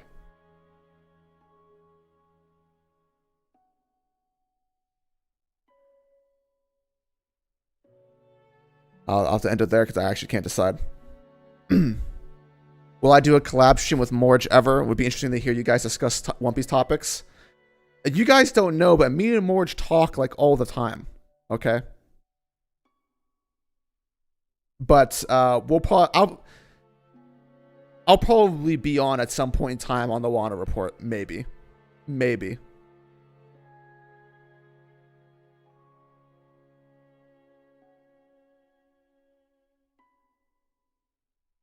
But oh, Sen, yeah, I'll be posting the VOD, baby. But I think the Quincy's are good characters. Can't really say I'm knowledgeable on Bleach enough to comment on that. Who do I like more? Skipper Shannon? Shannon. What's the worst thing the One Piece treasure could be? That's realistic. So it's not realistic that the One Piece is just the friends we made along the way. That's not a realistic possibility. So the worst realistic thing for me would just be a story. If One Piece was just a story that Luffy read, for me, that is the worst possible outcome for what it could be.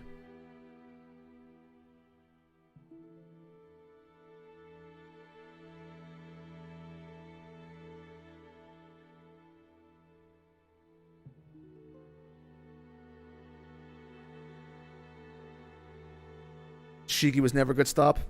What are you talking about, Eric? What are you talking about?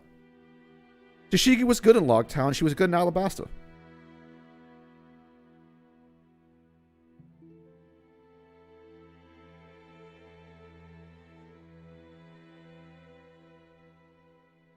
Because I think Fiji shared it on Twitter, but look at the panel where Lucci's hybrid is introduced and compared to Who's Who. The art quality is dramatically worse. Well, I mean, One Piece art in general is not near the same that it was in the pre-time skip. Although it was much better during the beginning of the post-time skip.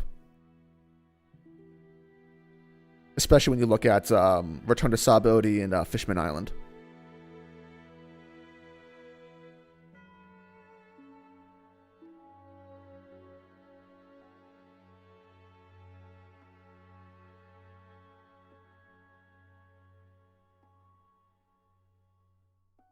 Drizzt, what random couples do you think Oda would come up with if he pulled a Naruto like Zoro, Tashigi, Luffy, Aboa or something?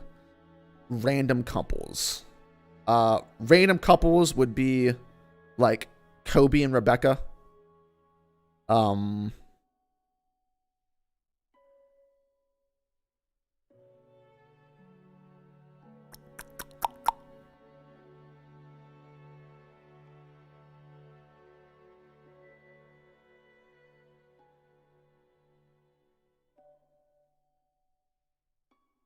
Do I prefer Skypiea or Thriller Bark? I'm not the biggest fan of Thriller Bark, so I prefer Skypiea, and I'm not a big fan of Skypiea either. But definitely Skypiea over Thriller Bark.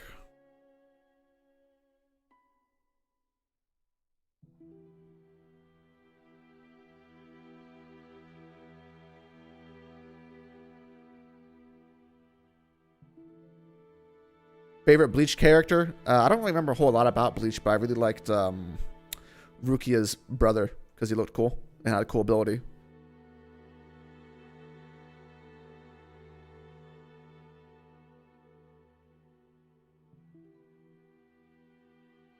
What if Zoro beat Fraudhawk? Please stop.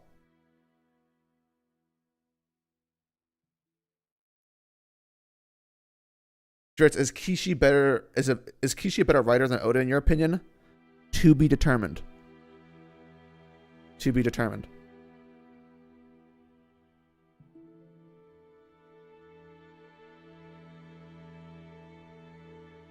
Where would I have Marco's bounty prediction? We're getting in on this in VC. My prediction for Marco's bounty. I think Marco should basically be higher than King. I don't see any reason for it not to be the case. He's a part of one of the most legendary pirate crews to have ever existed. I don't care that Kyle is big bad and do bad thing. Marco should have a lot more fame than him. But that's probably not going to be the case, is it?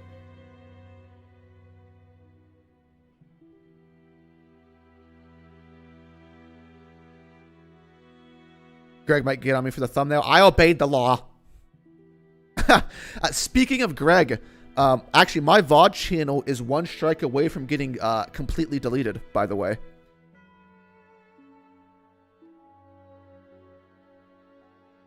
Shueisha took down my video of me laughing at Kiku.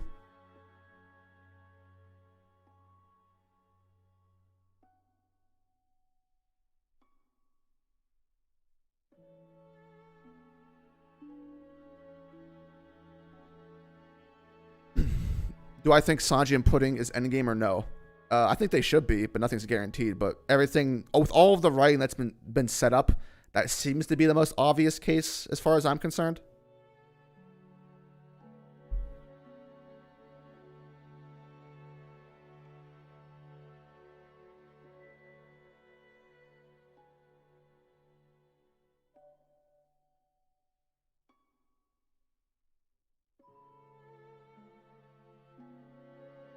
Is One Piece still my favorite shonen?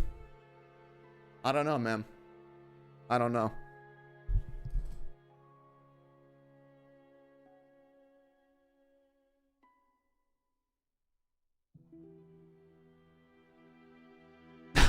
Oda salty? Yeah, but they got that video the fuck out of there.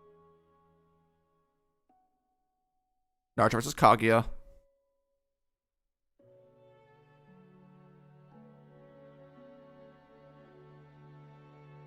And then for One Piece, we have the bad thematic fights.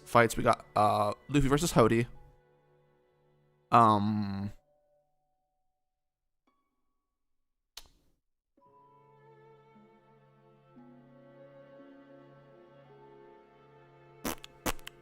Bad.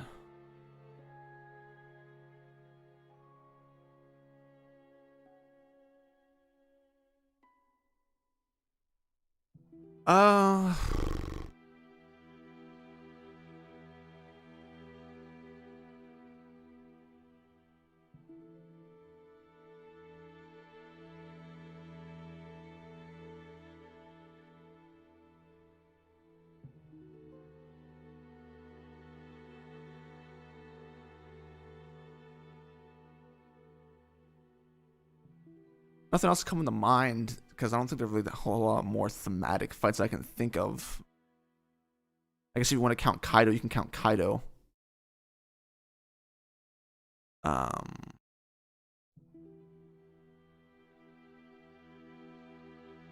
so for I guess the solid thematic fights that we have between the both, so we got Naruto versus Gaara, Naruto versus Sasuke, Gaara versus Rock Lee.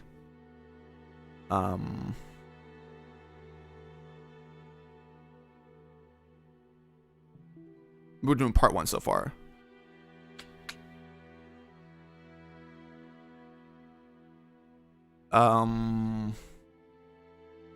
Thematics. Is that it for part 1? That's good.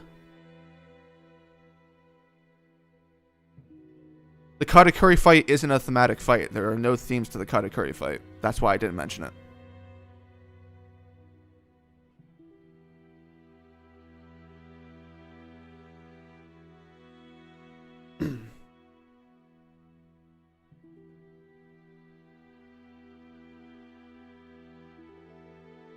By the way, Drizzt, what do you mean by One Piece being a story? Wait, hold on. Let's put this into context. What? Can you tell me when I said this and what context I said this, Eve? What did I like, I don't know. What?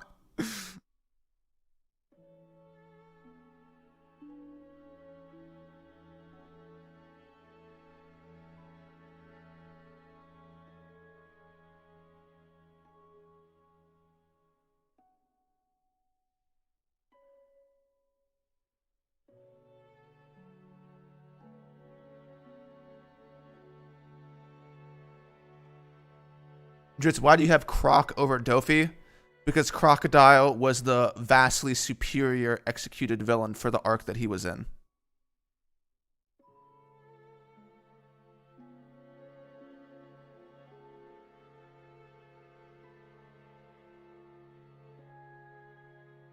Drizzt, you mentioned it being disappointing if the One Piece treasure was a story like the history of Joy Boy Void Century. Yes, I did.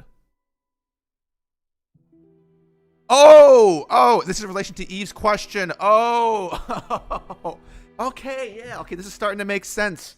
Okay, all right, so basically what I meant by that would be the worst thing is if the One Piece is like a book where it just tells you what happened in the Void Century. Like it's a story.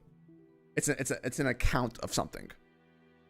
For me, that would be the worst option for One Piece, for what the One Piece is.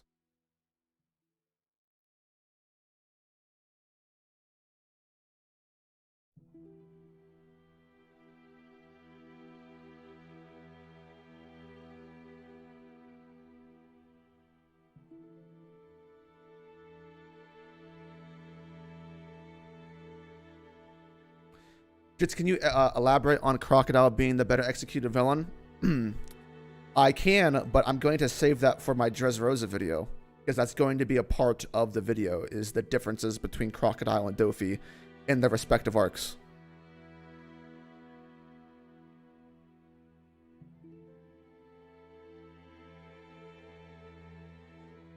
Just also, I kind of agree despite it being a possibility. Yeah, I've gone over this before, actually, with other people. There's a reason why I think that is a shit option for what the One Piece would be. I would, and it's a possibility. That's like I gave it realistic what something could be, but the worst option is it just being just a tale, a story.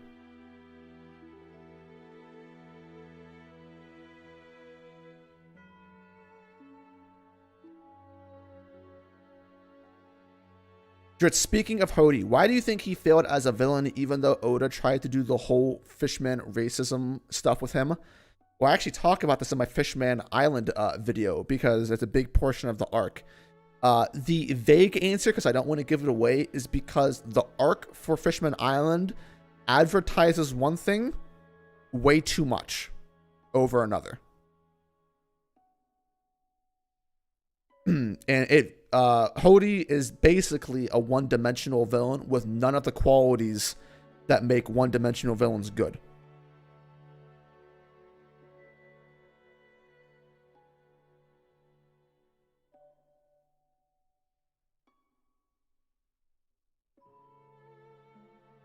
Makes sense because Crocodile and Dofi's arcs mirror each other. Yes, Alabasta and Dressrosa are ridiculously similar arcs.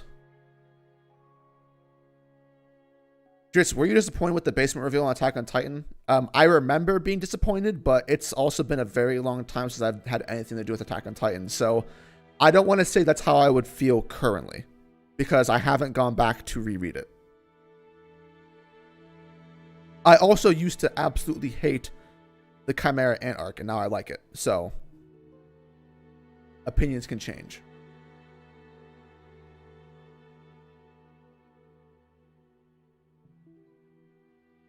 Yeah, death clock. It's a possibility. That's why that's where like the possibility comes from. Although context is needed because we just saw the end of something from the Roger Laugh scenario. But it's a possibility.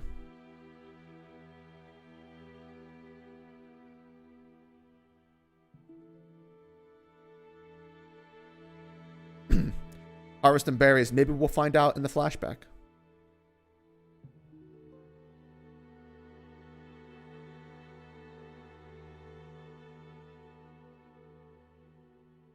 Yeah, Ahmed, me and Morge see. We've actually talked about this in private as well because it's come up a few times. Me and Morge, ironically, are in complete agreement with each other when it comes to Crocodile, and for the exact same reasons as well. For the most part, I have not finished Attack on Titan. Dauntless Guts. I have not. I'll be surprised if Oda pulls a Naruto because shipping isn't big at all in the One Piece community compared to Naruto shippers, so I don't know if I see Oda catering to them. I think Oda's going to do it. I think that we've already seen enough evidence for that to be the case. I know people hate talking about it, but I think that there's already more than enough going on to deduce that to be the case.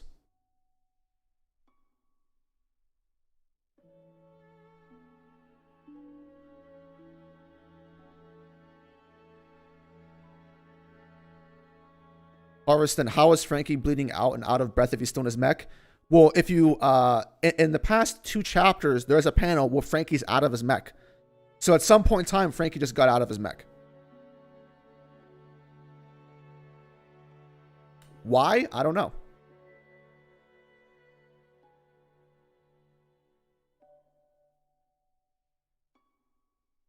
Who's a better villain, Obito or Kaido? I'd probably have to reread the 4th Great Ninja War, to be honest, to give a conclusion on Obito, because it's been a long time.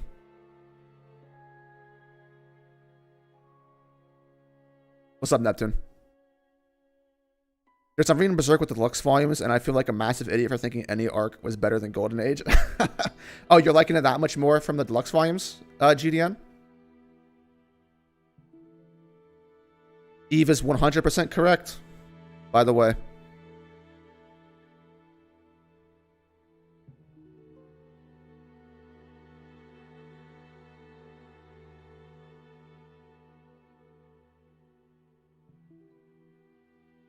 Kingdom or One Piece have not fully read Kingdom, so can't comment. I've only read a majority of Kingdom.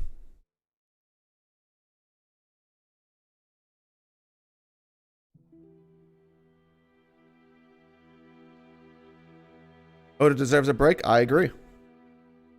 I agree.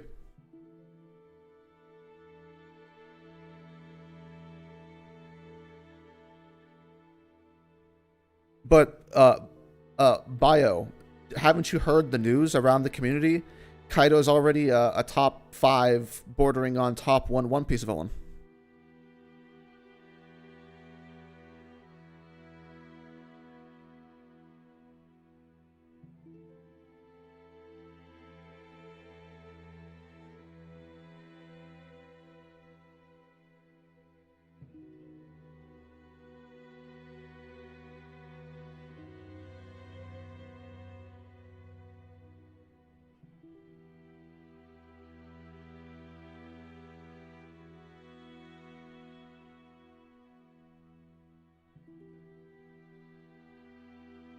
Drizzt, would you care to live react to the Chainsaw Man trailer right now for the hell of it? It's only like 1 minute, I believe.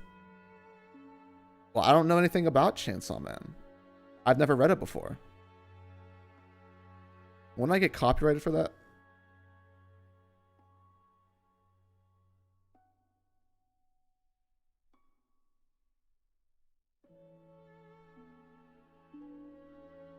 All I want is Usopp Renaissance. He just needs to do something for God's sake. Hey, whoa, hey! You're asking a bit too much.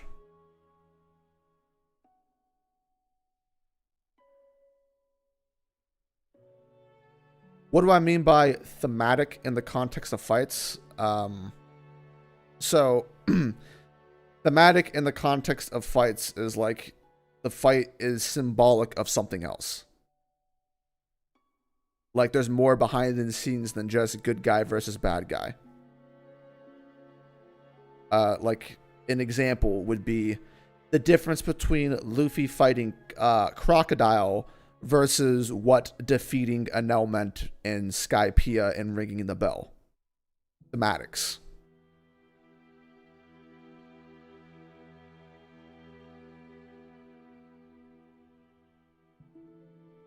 Or like how similar and different Naruto and Sasuke were as characters, and why that mattered for how they viewed each other and why they were fighting at the end of part 1 in Naruto. Or Naruto versus Gaara, them being Jinchuriki and how they were treated, and the fact that, you know, Luffy had someone and Gaara had nobody, being the difference between one ending up becoming the other. Those sort of thematics.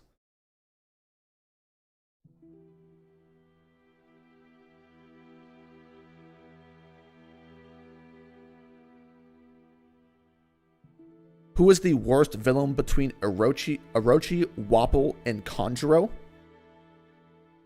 Wait, why is Wapol in here? how are we comparing Wapol to Orochi and Kanjuro?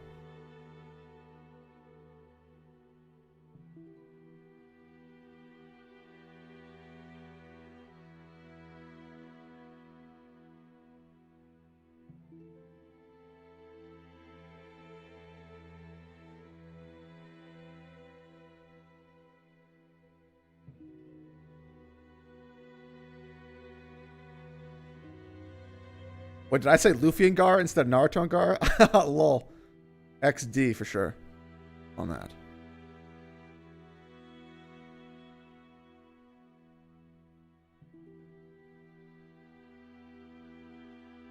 It's very out of context, so you wouldn't be spoiled. Would I be copyright striked for that?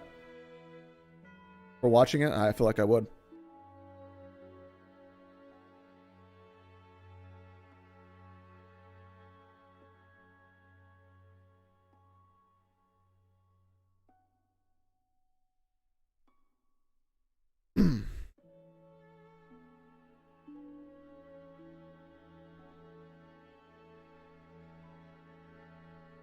Which fight was better, Kakashi versus Obito or Netero versus Meruem?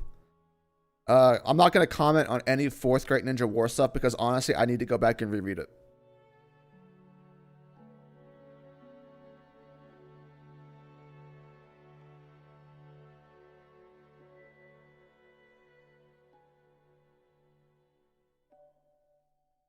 Exactly, Annie.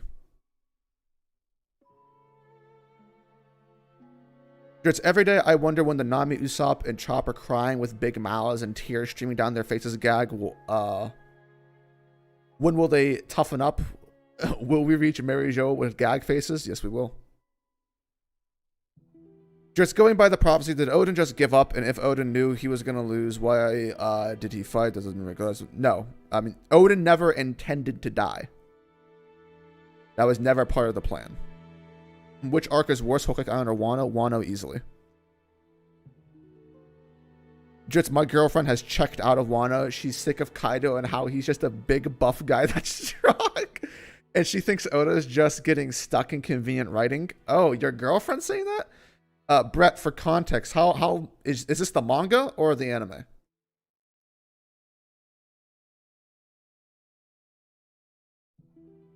GDN follows up on a question I asked him about Berserk. It says, yeah, the Deluxes are awesome.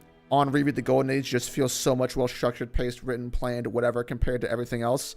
But the Deluxe haven't reached Fought Me yet. Fought Me. Well, I mean, hey, listen, I can't disagree. When do you suppose that Kaido flashback is happening? It should be soon, shouldn't it? I mean, like, gotta happen at some point.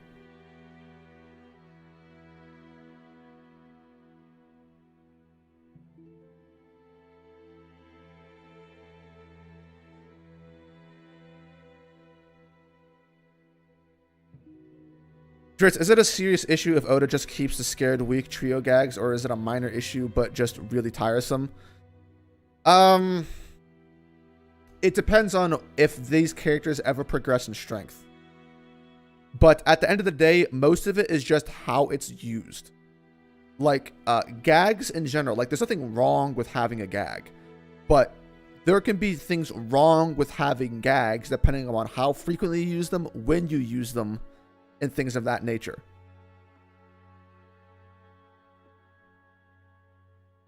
Gags have the ability to completely ruin any sort of tension you were trying to build in a situation if improperly used. And a lot of the times, at least recently, a lot of the gags that Oda does in One Piece end up backfiring.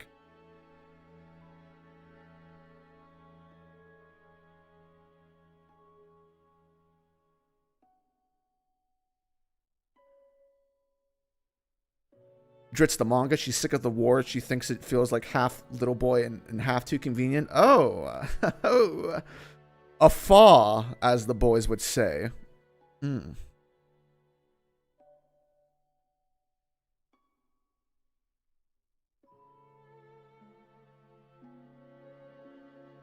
Drizzt, even when Kaido stabbed Kinemon, she just went, oh, wow, Kaido totally killed him, dude, so cool.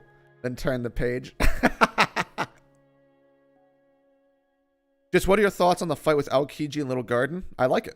I actually love the encounter with Aokiji. I think it's dope.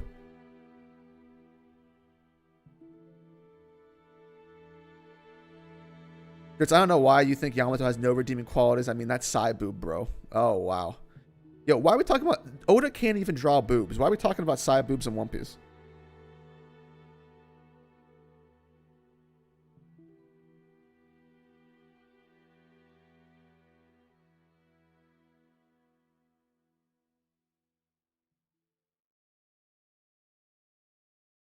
Unfortunately, getting the deluxe has basically made me broke. Wow. Thank God there's no games or other non-essentials I want till next year. Jesus Christ. Damn, down bad.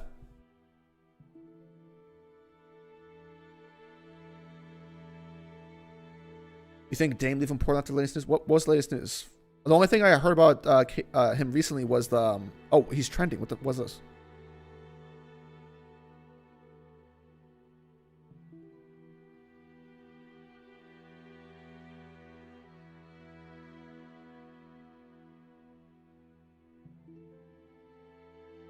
Sources, there's a growing rift between Portland Blazers ownership, Damian Lillard, in the front office. Oh, shit!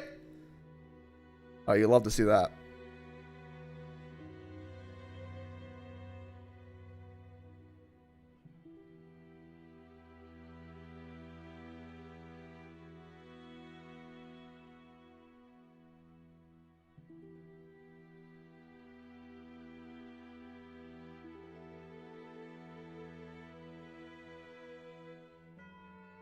Which fight is least interesting to you? Sanji versus Queen or Kid versus Big Mom? Like a tie. Like they both kind of smelly. I don't care about either one.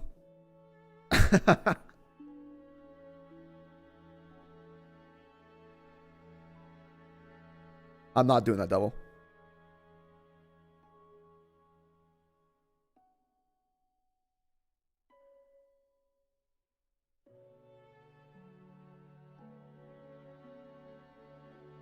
Oh, okay, yo, Justin boys. Brago may be streaming later. Which means he probably won't be.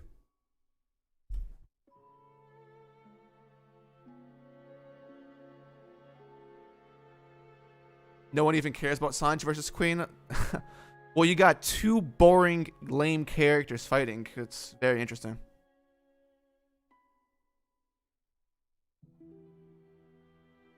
Devil, you don't think that I'm wise to your antics? You don't think I know the history between Dolphin and Trent, huh?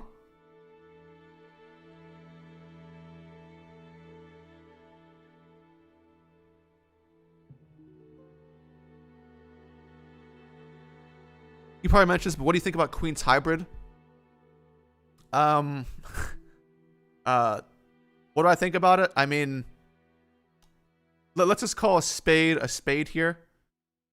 Oda is trying to compensate for how shit of a devil fruit Queen has by giving him cyborg stuff. Is that fair to say?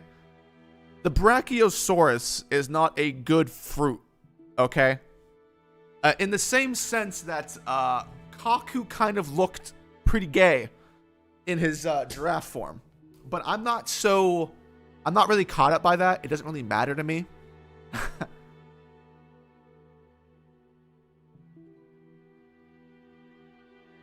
It wasn't a big deal as far as I'm concerned. I'm not disappointed in it. I'm not crazy about it.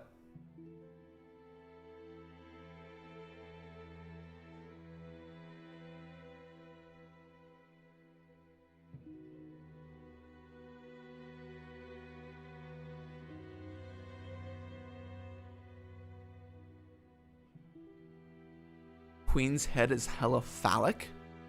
What? That is not the impression I got when looking at him. Let me go and check the shit out again.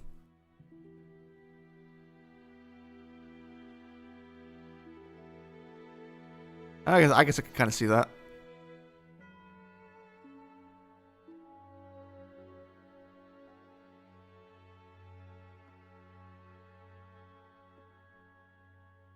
Drizzt is hilarious.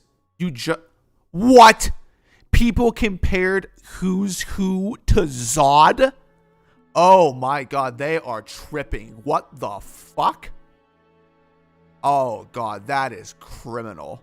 Oh my. Please kill me.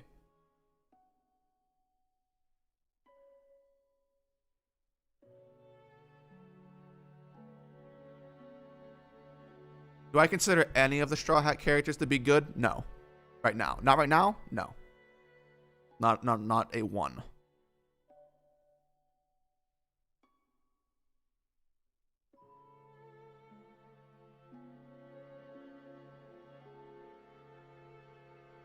Devil, don't talk to me about Brachio Bomber. Brachio fucking Bomber, dude.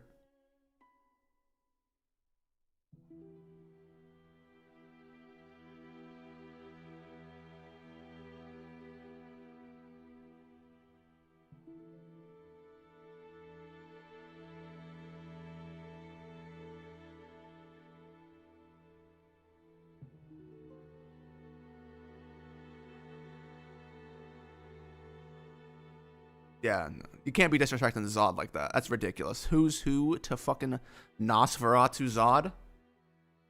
I won't allow this. This is blasphemy. What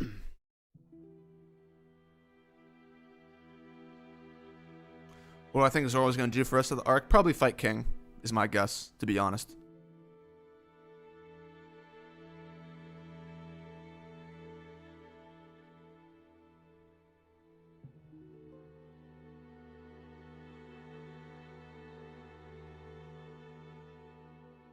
Brook versus Skull Knight. Oh yes, very, very, very tough competition.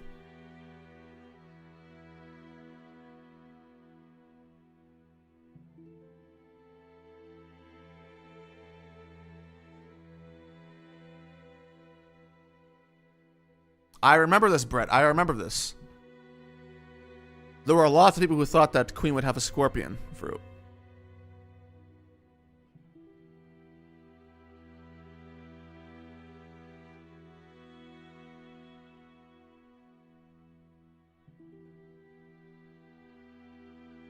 If Yamato wasn't in the arc, who would the worst character want to be? Listen. I never said she was necessarily the worst character, but just the most annoying to me. Worst character in Wano?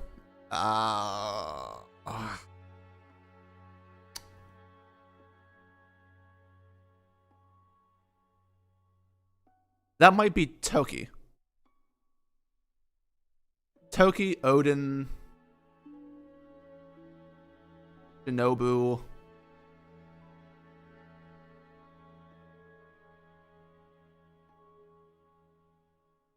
The Straw Hats.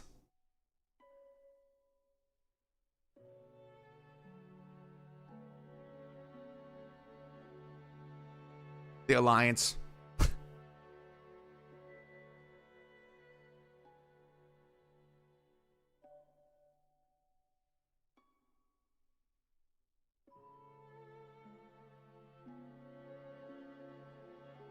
King is the most wasted character ever. Listen, we all knew from jump that King is just being saved. Oda's not having him do anything except sit in the background until he's ready to do stuff.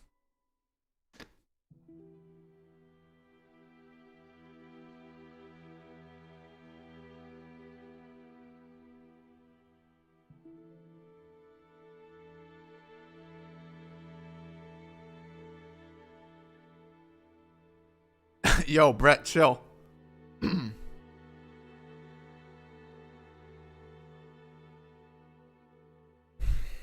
As I didn't slander the goat Hold'em. The goat, huh? Interesting.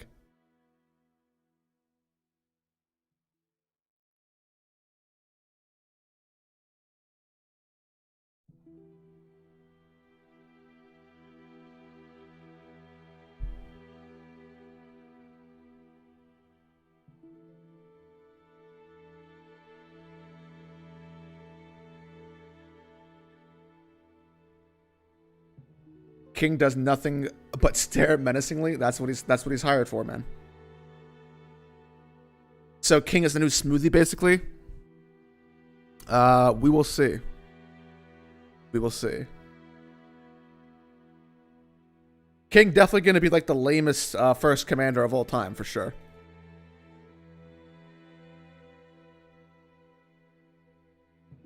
Yo, Bio, chill.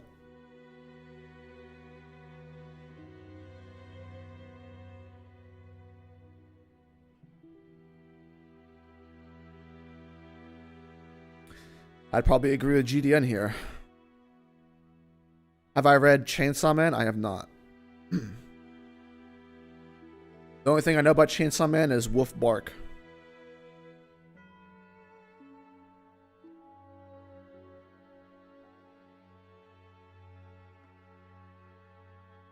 Yo, facts, pretty. Facts. Me and Sen out there doing God's work. Gotta get rid of all these haters.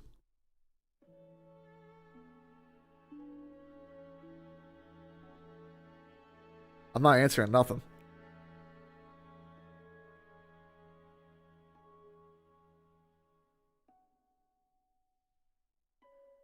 Why does Who's Who have a dagger for a full-size sheath?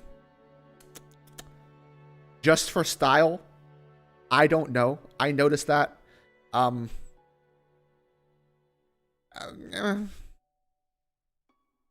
don't know. Maybe we'll find out. Patience.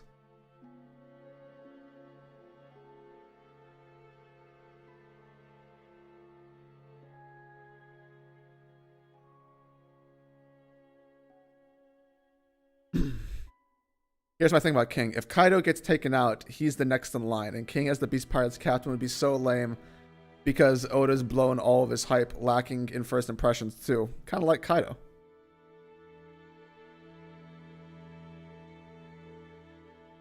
child character writing competition, Momo versus Tama versus Toko. Momo number 1. Jesus. Yikes.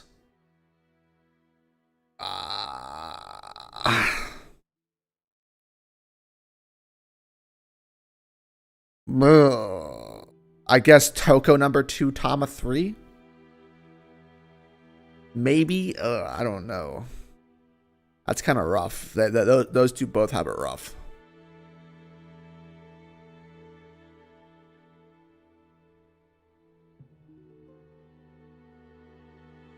How bad does Robin have it in the story, given how underutilized she's been, especially in Dressrosa? Listen, Robin's been down bad for a long time. We've all known that. That's part of the reason why you got all of these Robin stands that are just like, oh my god, fucking Oda needs to use Robin more.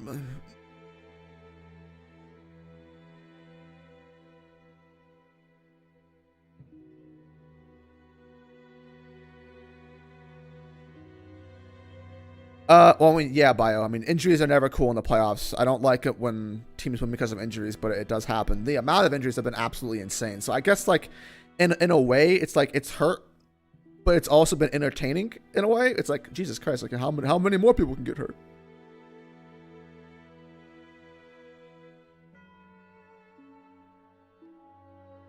What happened with Black Maria and Robin? They're fighting off screen like they always are. You already know.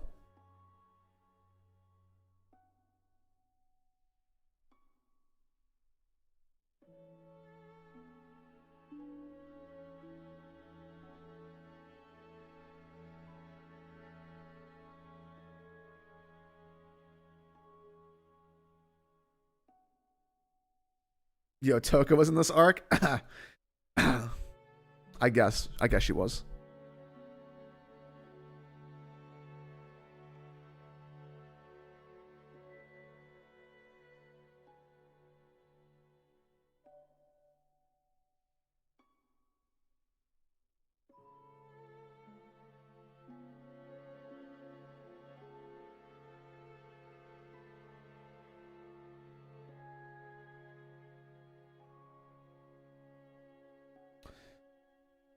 Yeah, I mean, it's not good, Diego. It's not good.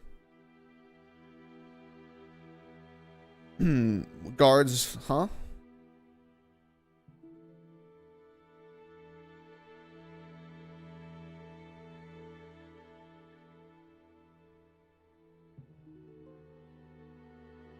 What was my favorite TV show growing up? Probably Ed, Ed, and Eddie, Courage the Cowardly Dog.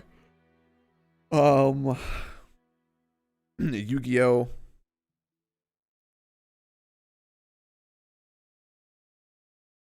Those are the ones that come to mind immediately.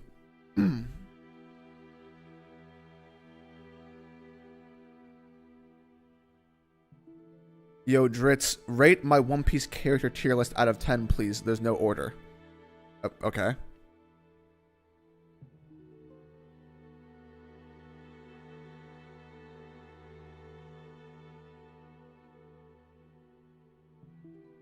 Drizzt, in my opinion, no matter what, Oda deciding that the Scabbards dictate the pace of the post-time skip and not the Straw Hats means that no matter what Oda wrote, the story would be in a fundamentally unoptimal place. Unoptimal.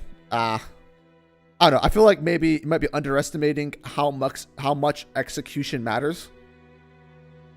But I do see the point you make, and I don't disagree.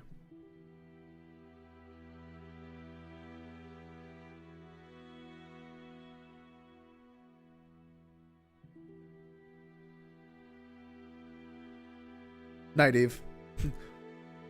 What happened to the stairs?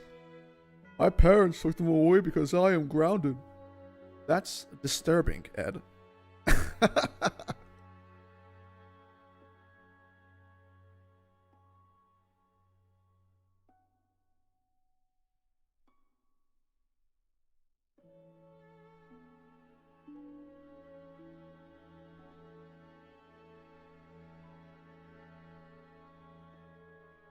Yeah, Harveston, you're memeing that. That's probably going to end up being the case, except for Who's Who.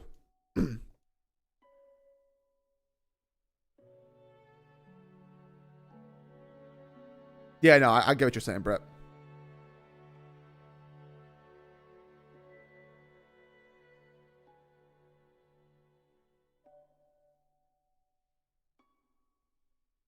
Yeah, where's this tier list?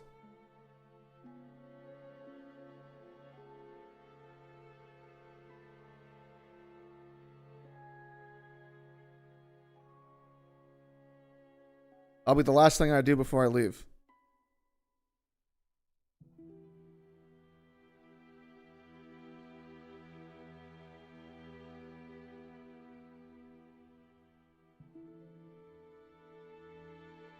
RedTube was my favorite TV show. Oh,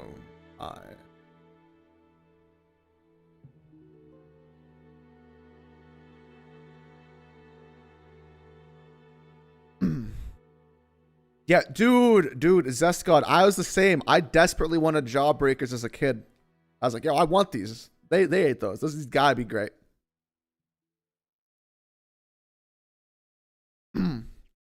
JJK, not JJK, JK Network. That's a part of the reason. Another one is that this is the natural buildup of literally the entirety of the post time skip. There is theoretically no arc that should be more important than Wano. So with level of importance comes level of critique. You wouldn't use the same standards you would in judging Syrup Village as you would Wano, one of the most important arcs in the entirety of the story, and a story that is 23 years in serialization. Different standards.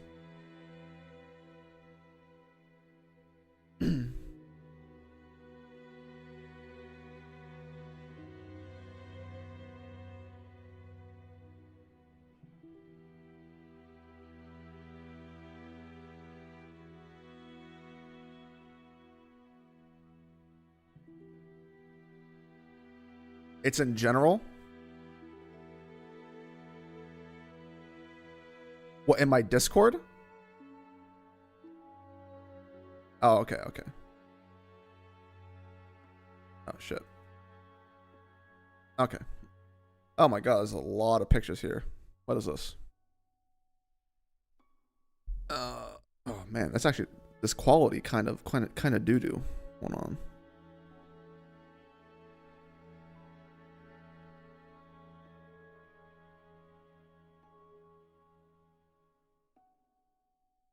Ah, damn, dude, the pictures are so unclear. I think I can make out most of these characters, I think.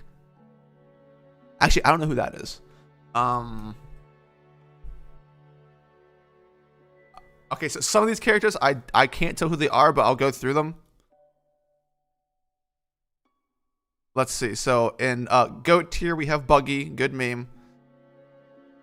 In SS, we have Whitebeard, Ace, Garp, Roger, Shanks, and I can't tell who this fourth character is. The picture doesn't have enough details for me to guess who it is.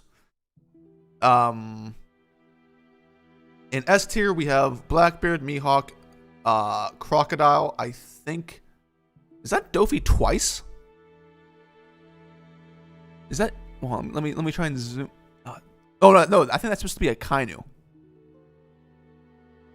Then Dofi, then Dragon, then Boa, then some character, can't tell who it is, then Rayleigh, then Corazon. Rayleigh? Oh, okay. Oh, that's Bon Clay. That's Bon Clay. That's who that is. Okay. How is Dragon in S? In A tier, we got Nami, Zoro, Robin. Is that Kureha? And we got Luffy, Vivi, Lucci, Kuma. Wait, is that Ben Beckman? Yo, how is Ben Beckman? What? Okay. And I think is that Frankie? Okay.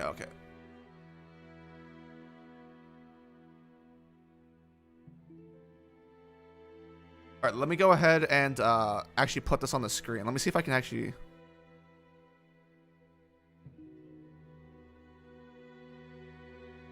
Let's see here.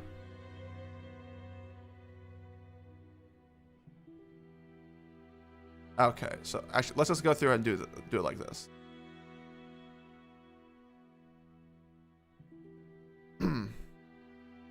Okay. All right. Here we are. So, I want you guys to help me. Who is this? Who is this supposed to be? I can't tell.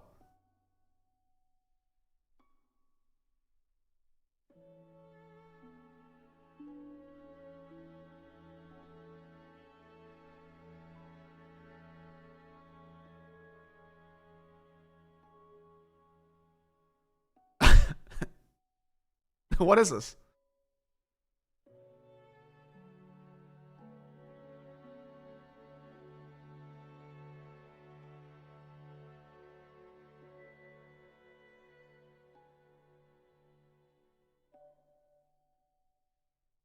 I can't tell who this one is. Well, that's Dr. Healook?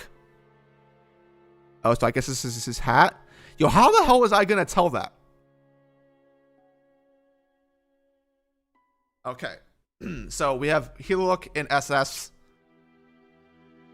Okay. And then this is Blackbeard, Mihawk, Crocodile, Kainu, Dofi, Dragon, Boa. This was Bon Clay, Rayleigh, and then Corazon. Okay, so that's S. And then a tier below that, we have Nami, Zoro, Robin. This is Kureha. That is Luffy, Vivi, Lucci, Kuma, Ben Beckman somehow. I know that's Ben Beckman because he's got the. I'm almost positive that's Ben Beckman. We got Frankie, Fujitora, Kaido, Ivankov. Actually, wait a minute. Is this Frankie again? What the fuck is this?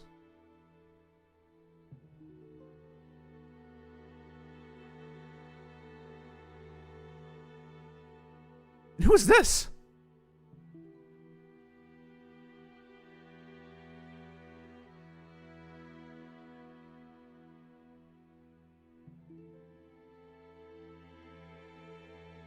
Damn, dude.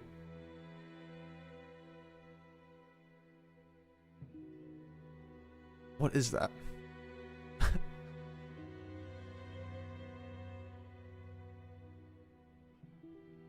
Wait, is that Arlong?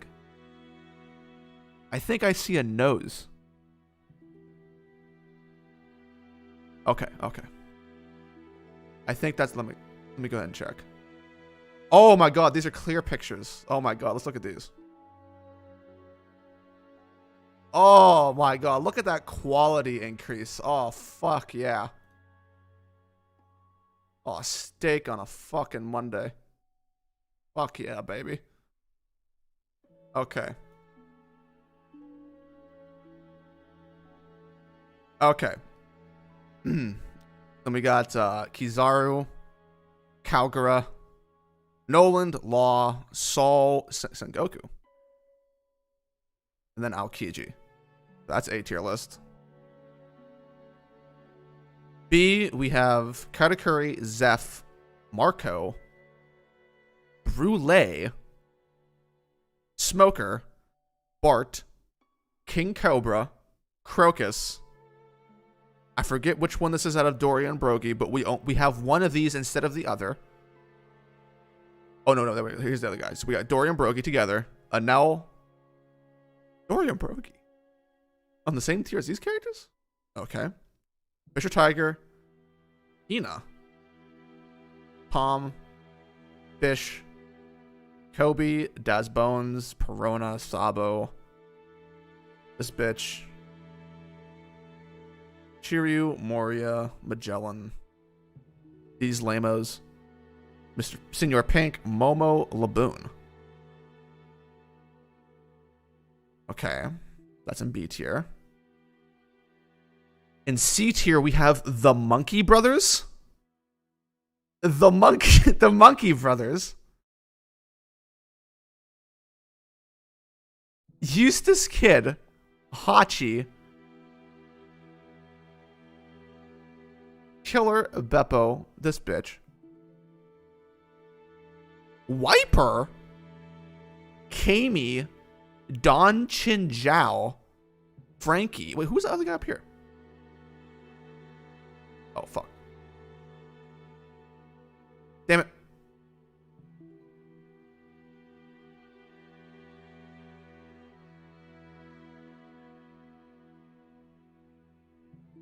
Oh, that guy I thought was Frankie up at the top was actually Cricket. Okay. Okay. Inazuma. Iceberg. Dalton. X-Drake. Lafayette. Usopp. Arouge. York. Chopper. Tashigi. King Neptune? Mr. 3. Sentamaru. Kuro. Gonfall. These are all in the same tier?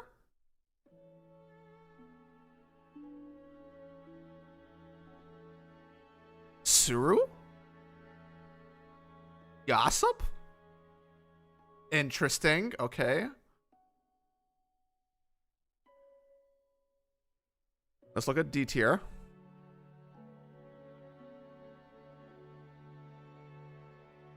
Cracker, Kinemon, Kong. Yo, why is Kong here? What did Kong do?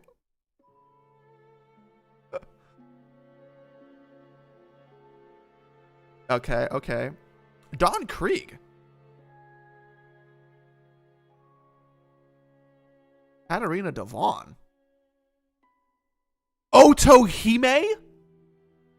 Otohime is in D tier. Oh man, come on, player. What? Gin? Gin's in D tier?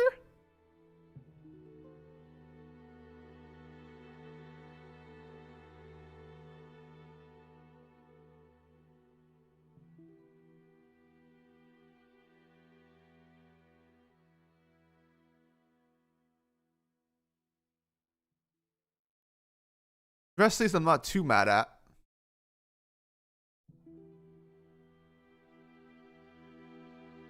Yo, how is Zunisha good in D tier?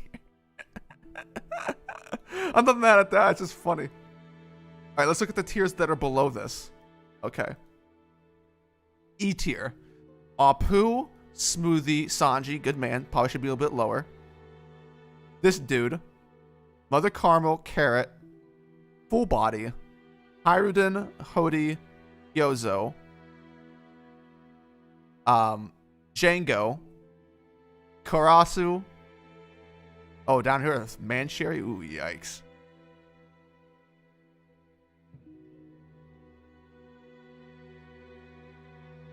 Pudding. Shirahoshi and E? Okay. Yeah, I feel like half of these characters are just in here just because they're in here. What? Why is my boy here?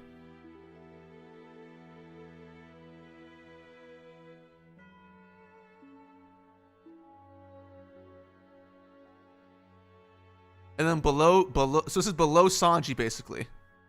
Big Mom, okay, not mad at that. Absalom? Bakken? Yo, Bellamy? Bellamy is below Sanji. What? Bellamy? Okay. Brooke. Alright, not mad at Caribou. Charlos. The dude from the first chapter, I forget this guy's name. Agrava or something like that?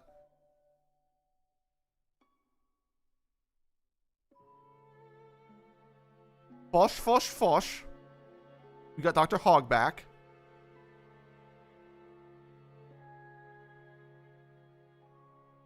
Diamante, Pika, Rebecca near the bottom of F tier.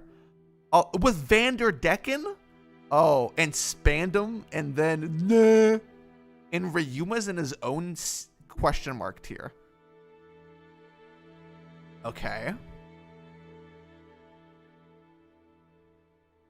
I just can't believe Sanj is not at least on the same tier as Big Mom, if not lower. Bellamy just getting done dirty here.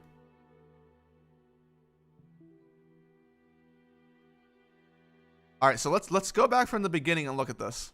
All right. So these are his favorite characters in the story. Are Whitebeard, Ace, Garp, Dr. Heellook, Roger. That's interesting. And we got Shanks. Roger's the one that's kind of actually caught me off guard the most. But I'm not mad at it. I'm assuming Dragon is up here based on pure what he could be, not what he has done.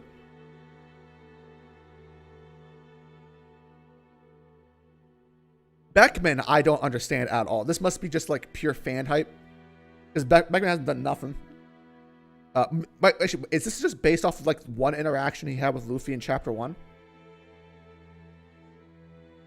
Saul, I like that. Saul's goated.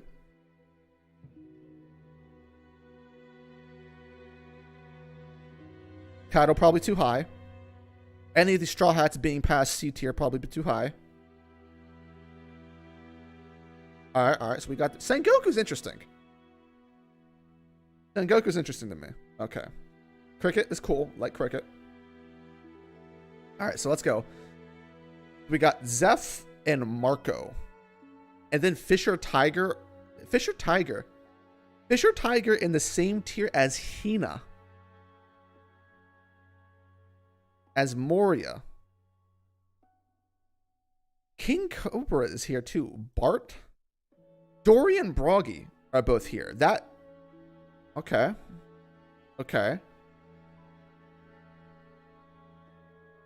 So Inuarashi and Nekomamushi are up here. That's interesting.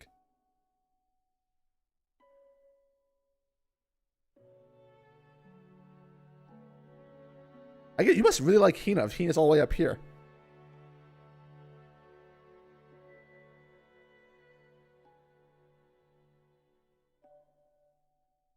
The Monkey Brothers. Bro, Bonnie, do you even know what these guys' names are? Just a quick question. Do you even know who they are?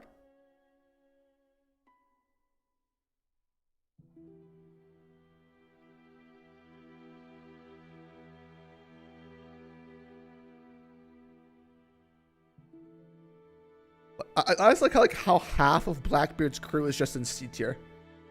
They're just here vibing. I'm not gonna lie. You're kind of doing my boy Wiper a bit dirty. I'm not gonna lie.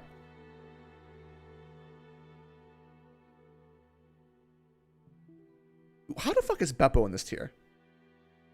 Usopp being here is actually hilarious to me. Usopp in C tier. Interesting. Yo, Thatch? Wait, how is Thatch even on this list? Dude, he should be in the question marks. Thatch, you must be reading a lot of fanfic.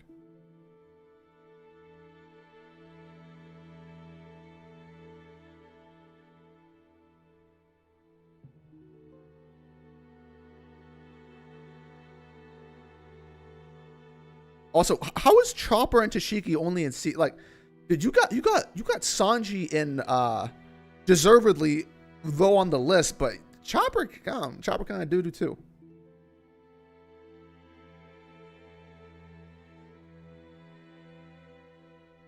All right, so this is below Chopper basically. That's how I'm gonna look at this list, is below Chopper. So D is below Chopper. Zunisha.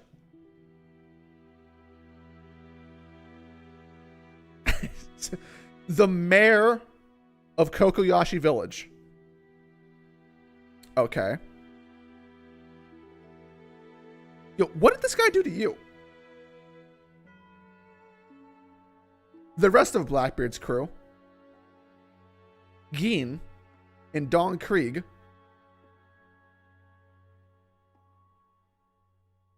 you must really hate Zunisha, man.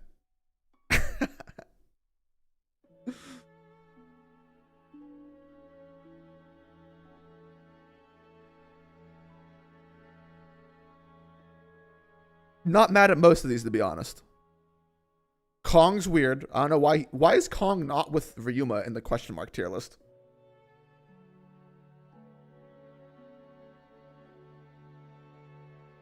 I'm going to have to assume that Koala is here because of how disappointing she is in the present. Because she was awesome in the Fisher Tiger flashback. I'm going to assume this is based on how disappointing Koala is in the present day. If so, not that mad at that. And then the worst of the worst.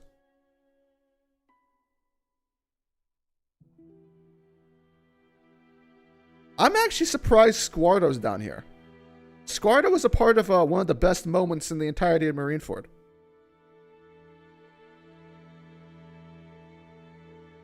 Also, why is the guy that reads off the bounties here?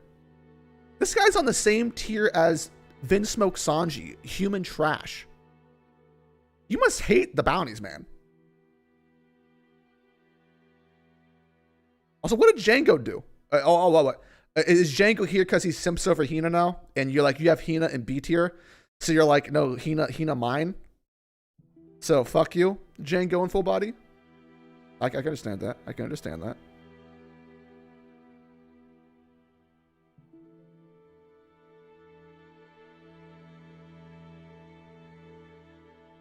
We got T-Bone. Your boy T-Bone. Sugar. Okay, I understand that, actually. Or Lumbus. Or Lumbus? Okay. I'm not that. It's just like an odd inclusion. I guess because he Orlumbus is pretty boring. All he has is a whip. So maybe some just, you know, like, you know, some slavery flashbacks here. I don't know. And an F tier, which is basically, I'm going to deduce this as being below Sanji. Absalom. These characters are basically the same, except Sanji's worse. Bakken. Just can't believe you did Bellamy like this.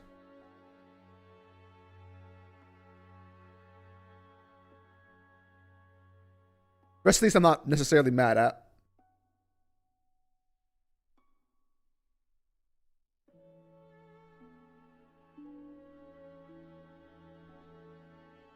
All right, so I have to rank this tier list out of 10. So obviously I disagree with a lot of this tier list, but can I find consistency here? There's a bit of fraudulence, but I think I kind of understand where parts of this is coming from. I'm gonna give this. You do got Vanderdecken's one of the worst characters in the entire story, so he's rightfully down here. Spandam, I'm assuming he's down here just because he's annoying. He's nowhere near as bad as Vanderdecken. I'm assuming the same with Charlos, because Charlos doesn't necessarily have any bad writing. He's just annoying because you're just supposed to hate him. Caribou's pretty much a bitch. I understand that. Balkans, maybe you hate old. Actually, you have Kureha like B tier or something like that, or even A tier. So you don't hate old ladies.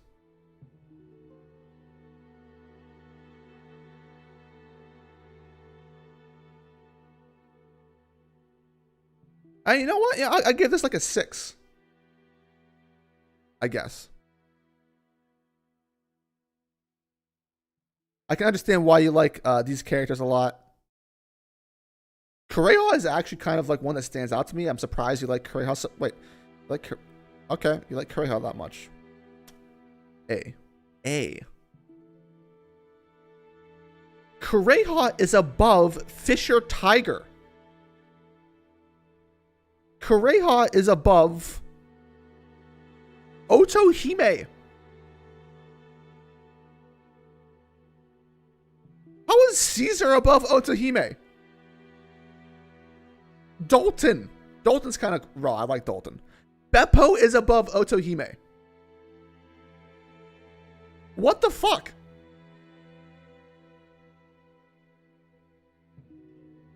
Beppo?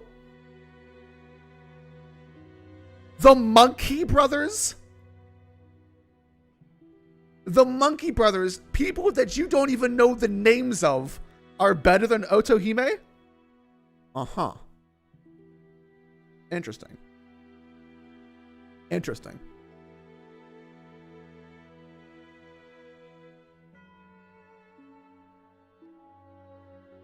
Oh, now it's a mistake, huh? Interesting.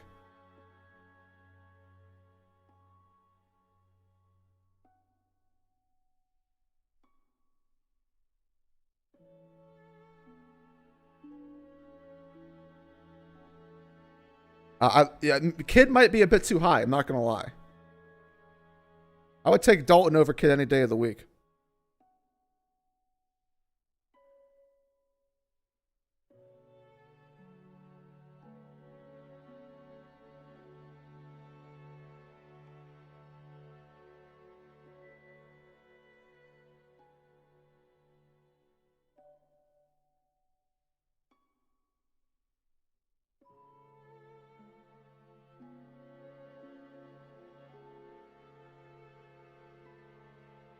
Yo, Bonnie, explain this Bellamy hate. Where's this Bellamy hate? Did you not like how he was using Drizzt Rosa? Is that why?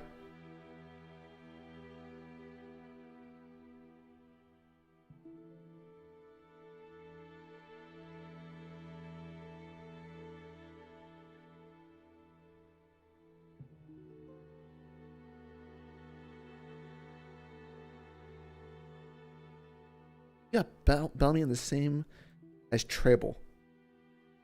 Man, that's rough. That's rough.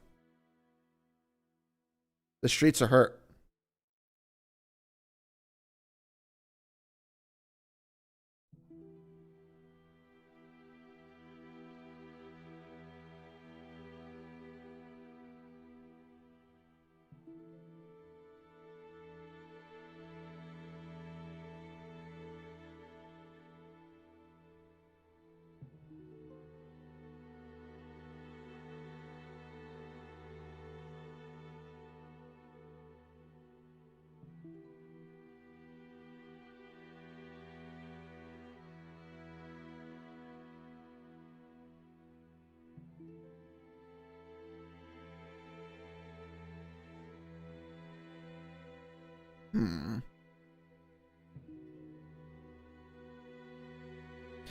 Yo, Bonnie, did you just like throw like all of Blackbeard's crew in like E&D because like you don't really know enough about them to really even rank them? So you just threw them down here?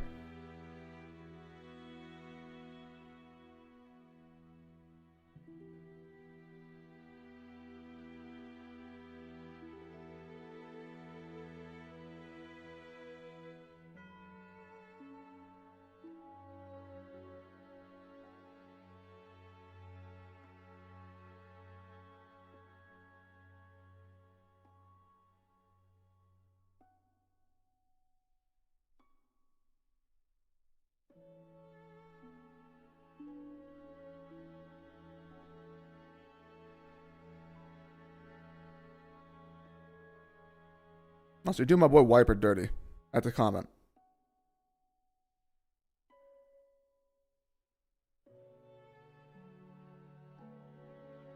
Inazuma in C tier. No, you do not have to play Dark Souls in order.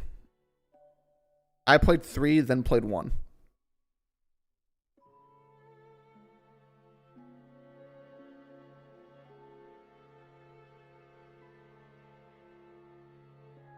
All right.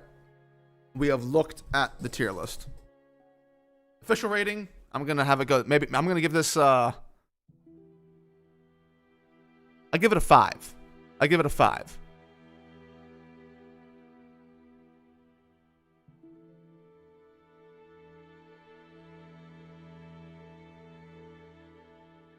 Fuji was in he was in A tier.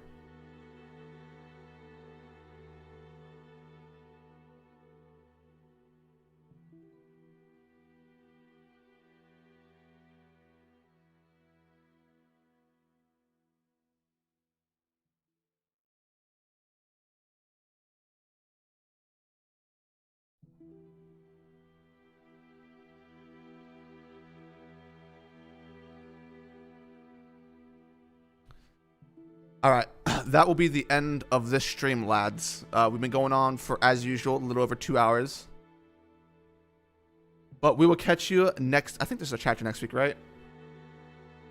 We will catch you next week.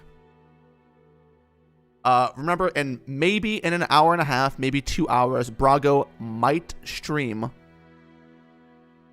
So, might want to be there for that.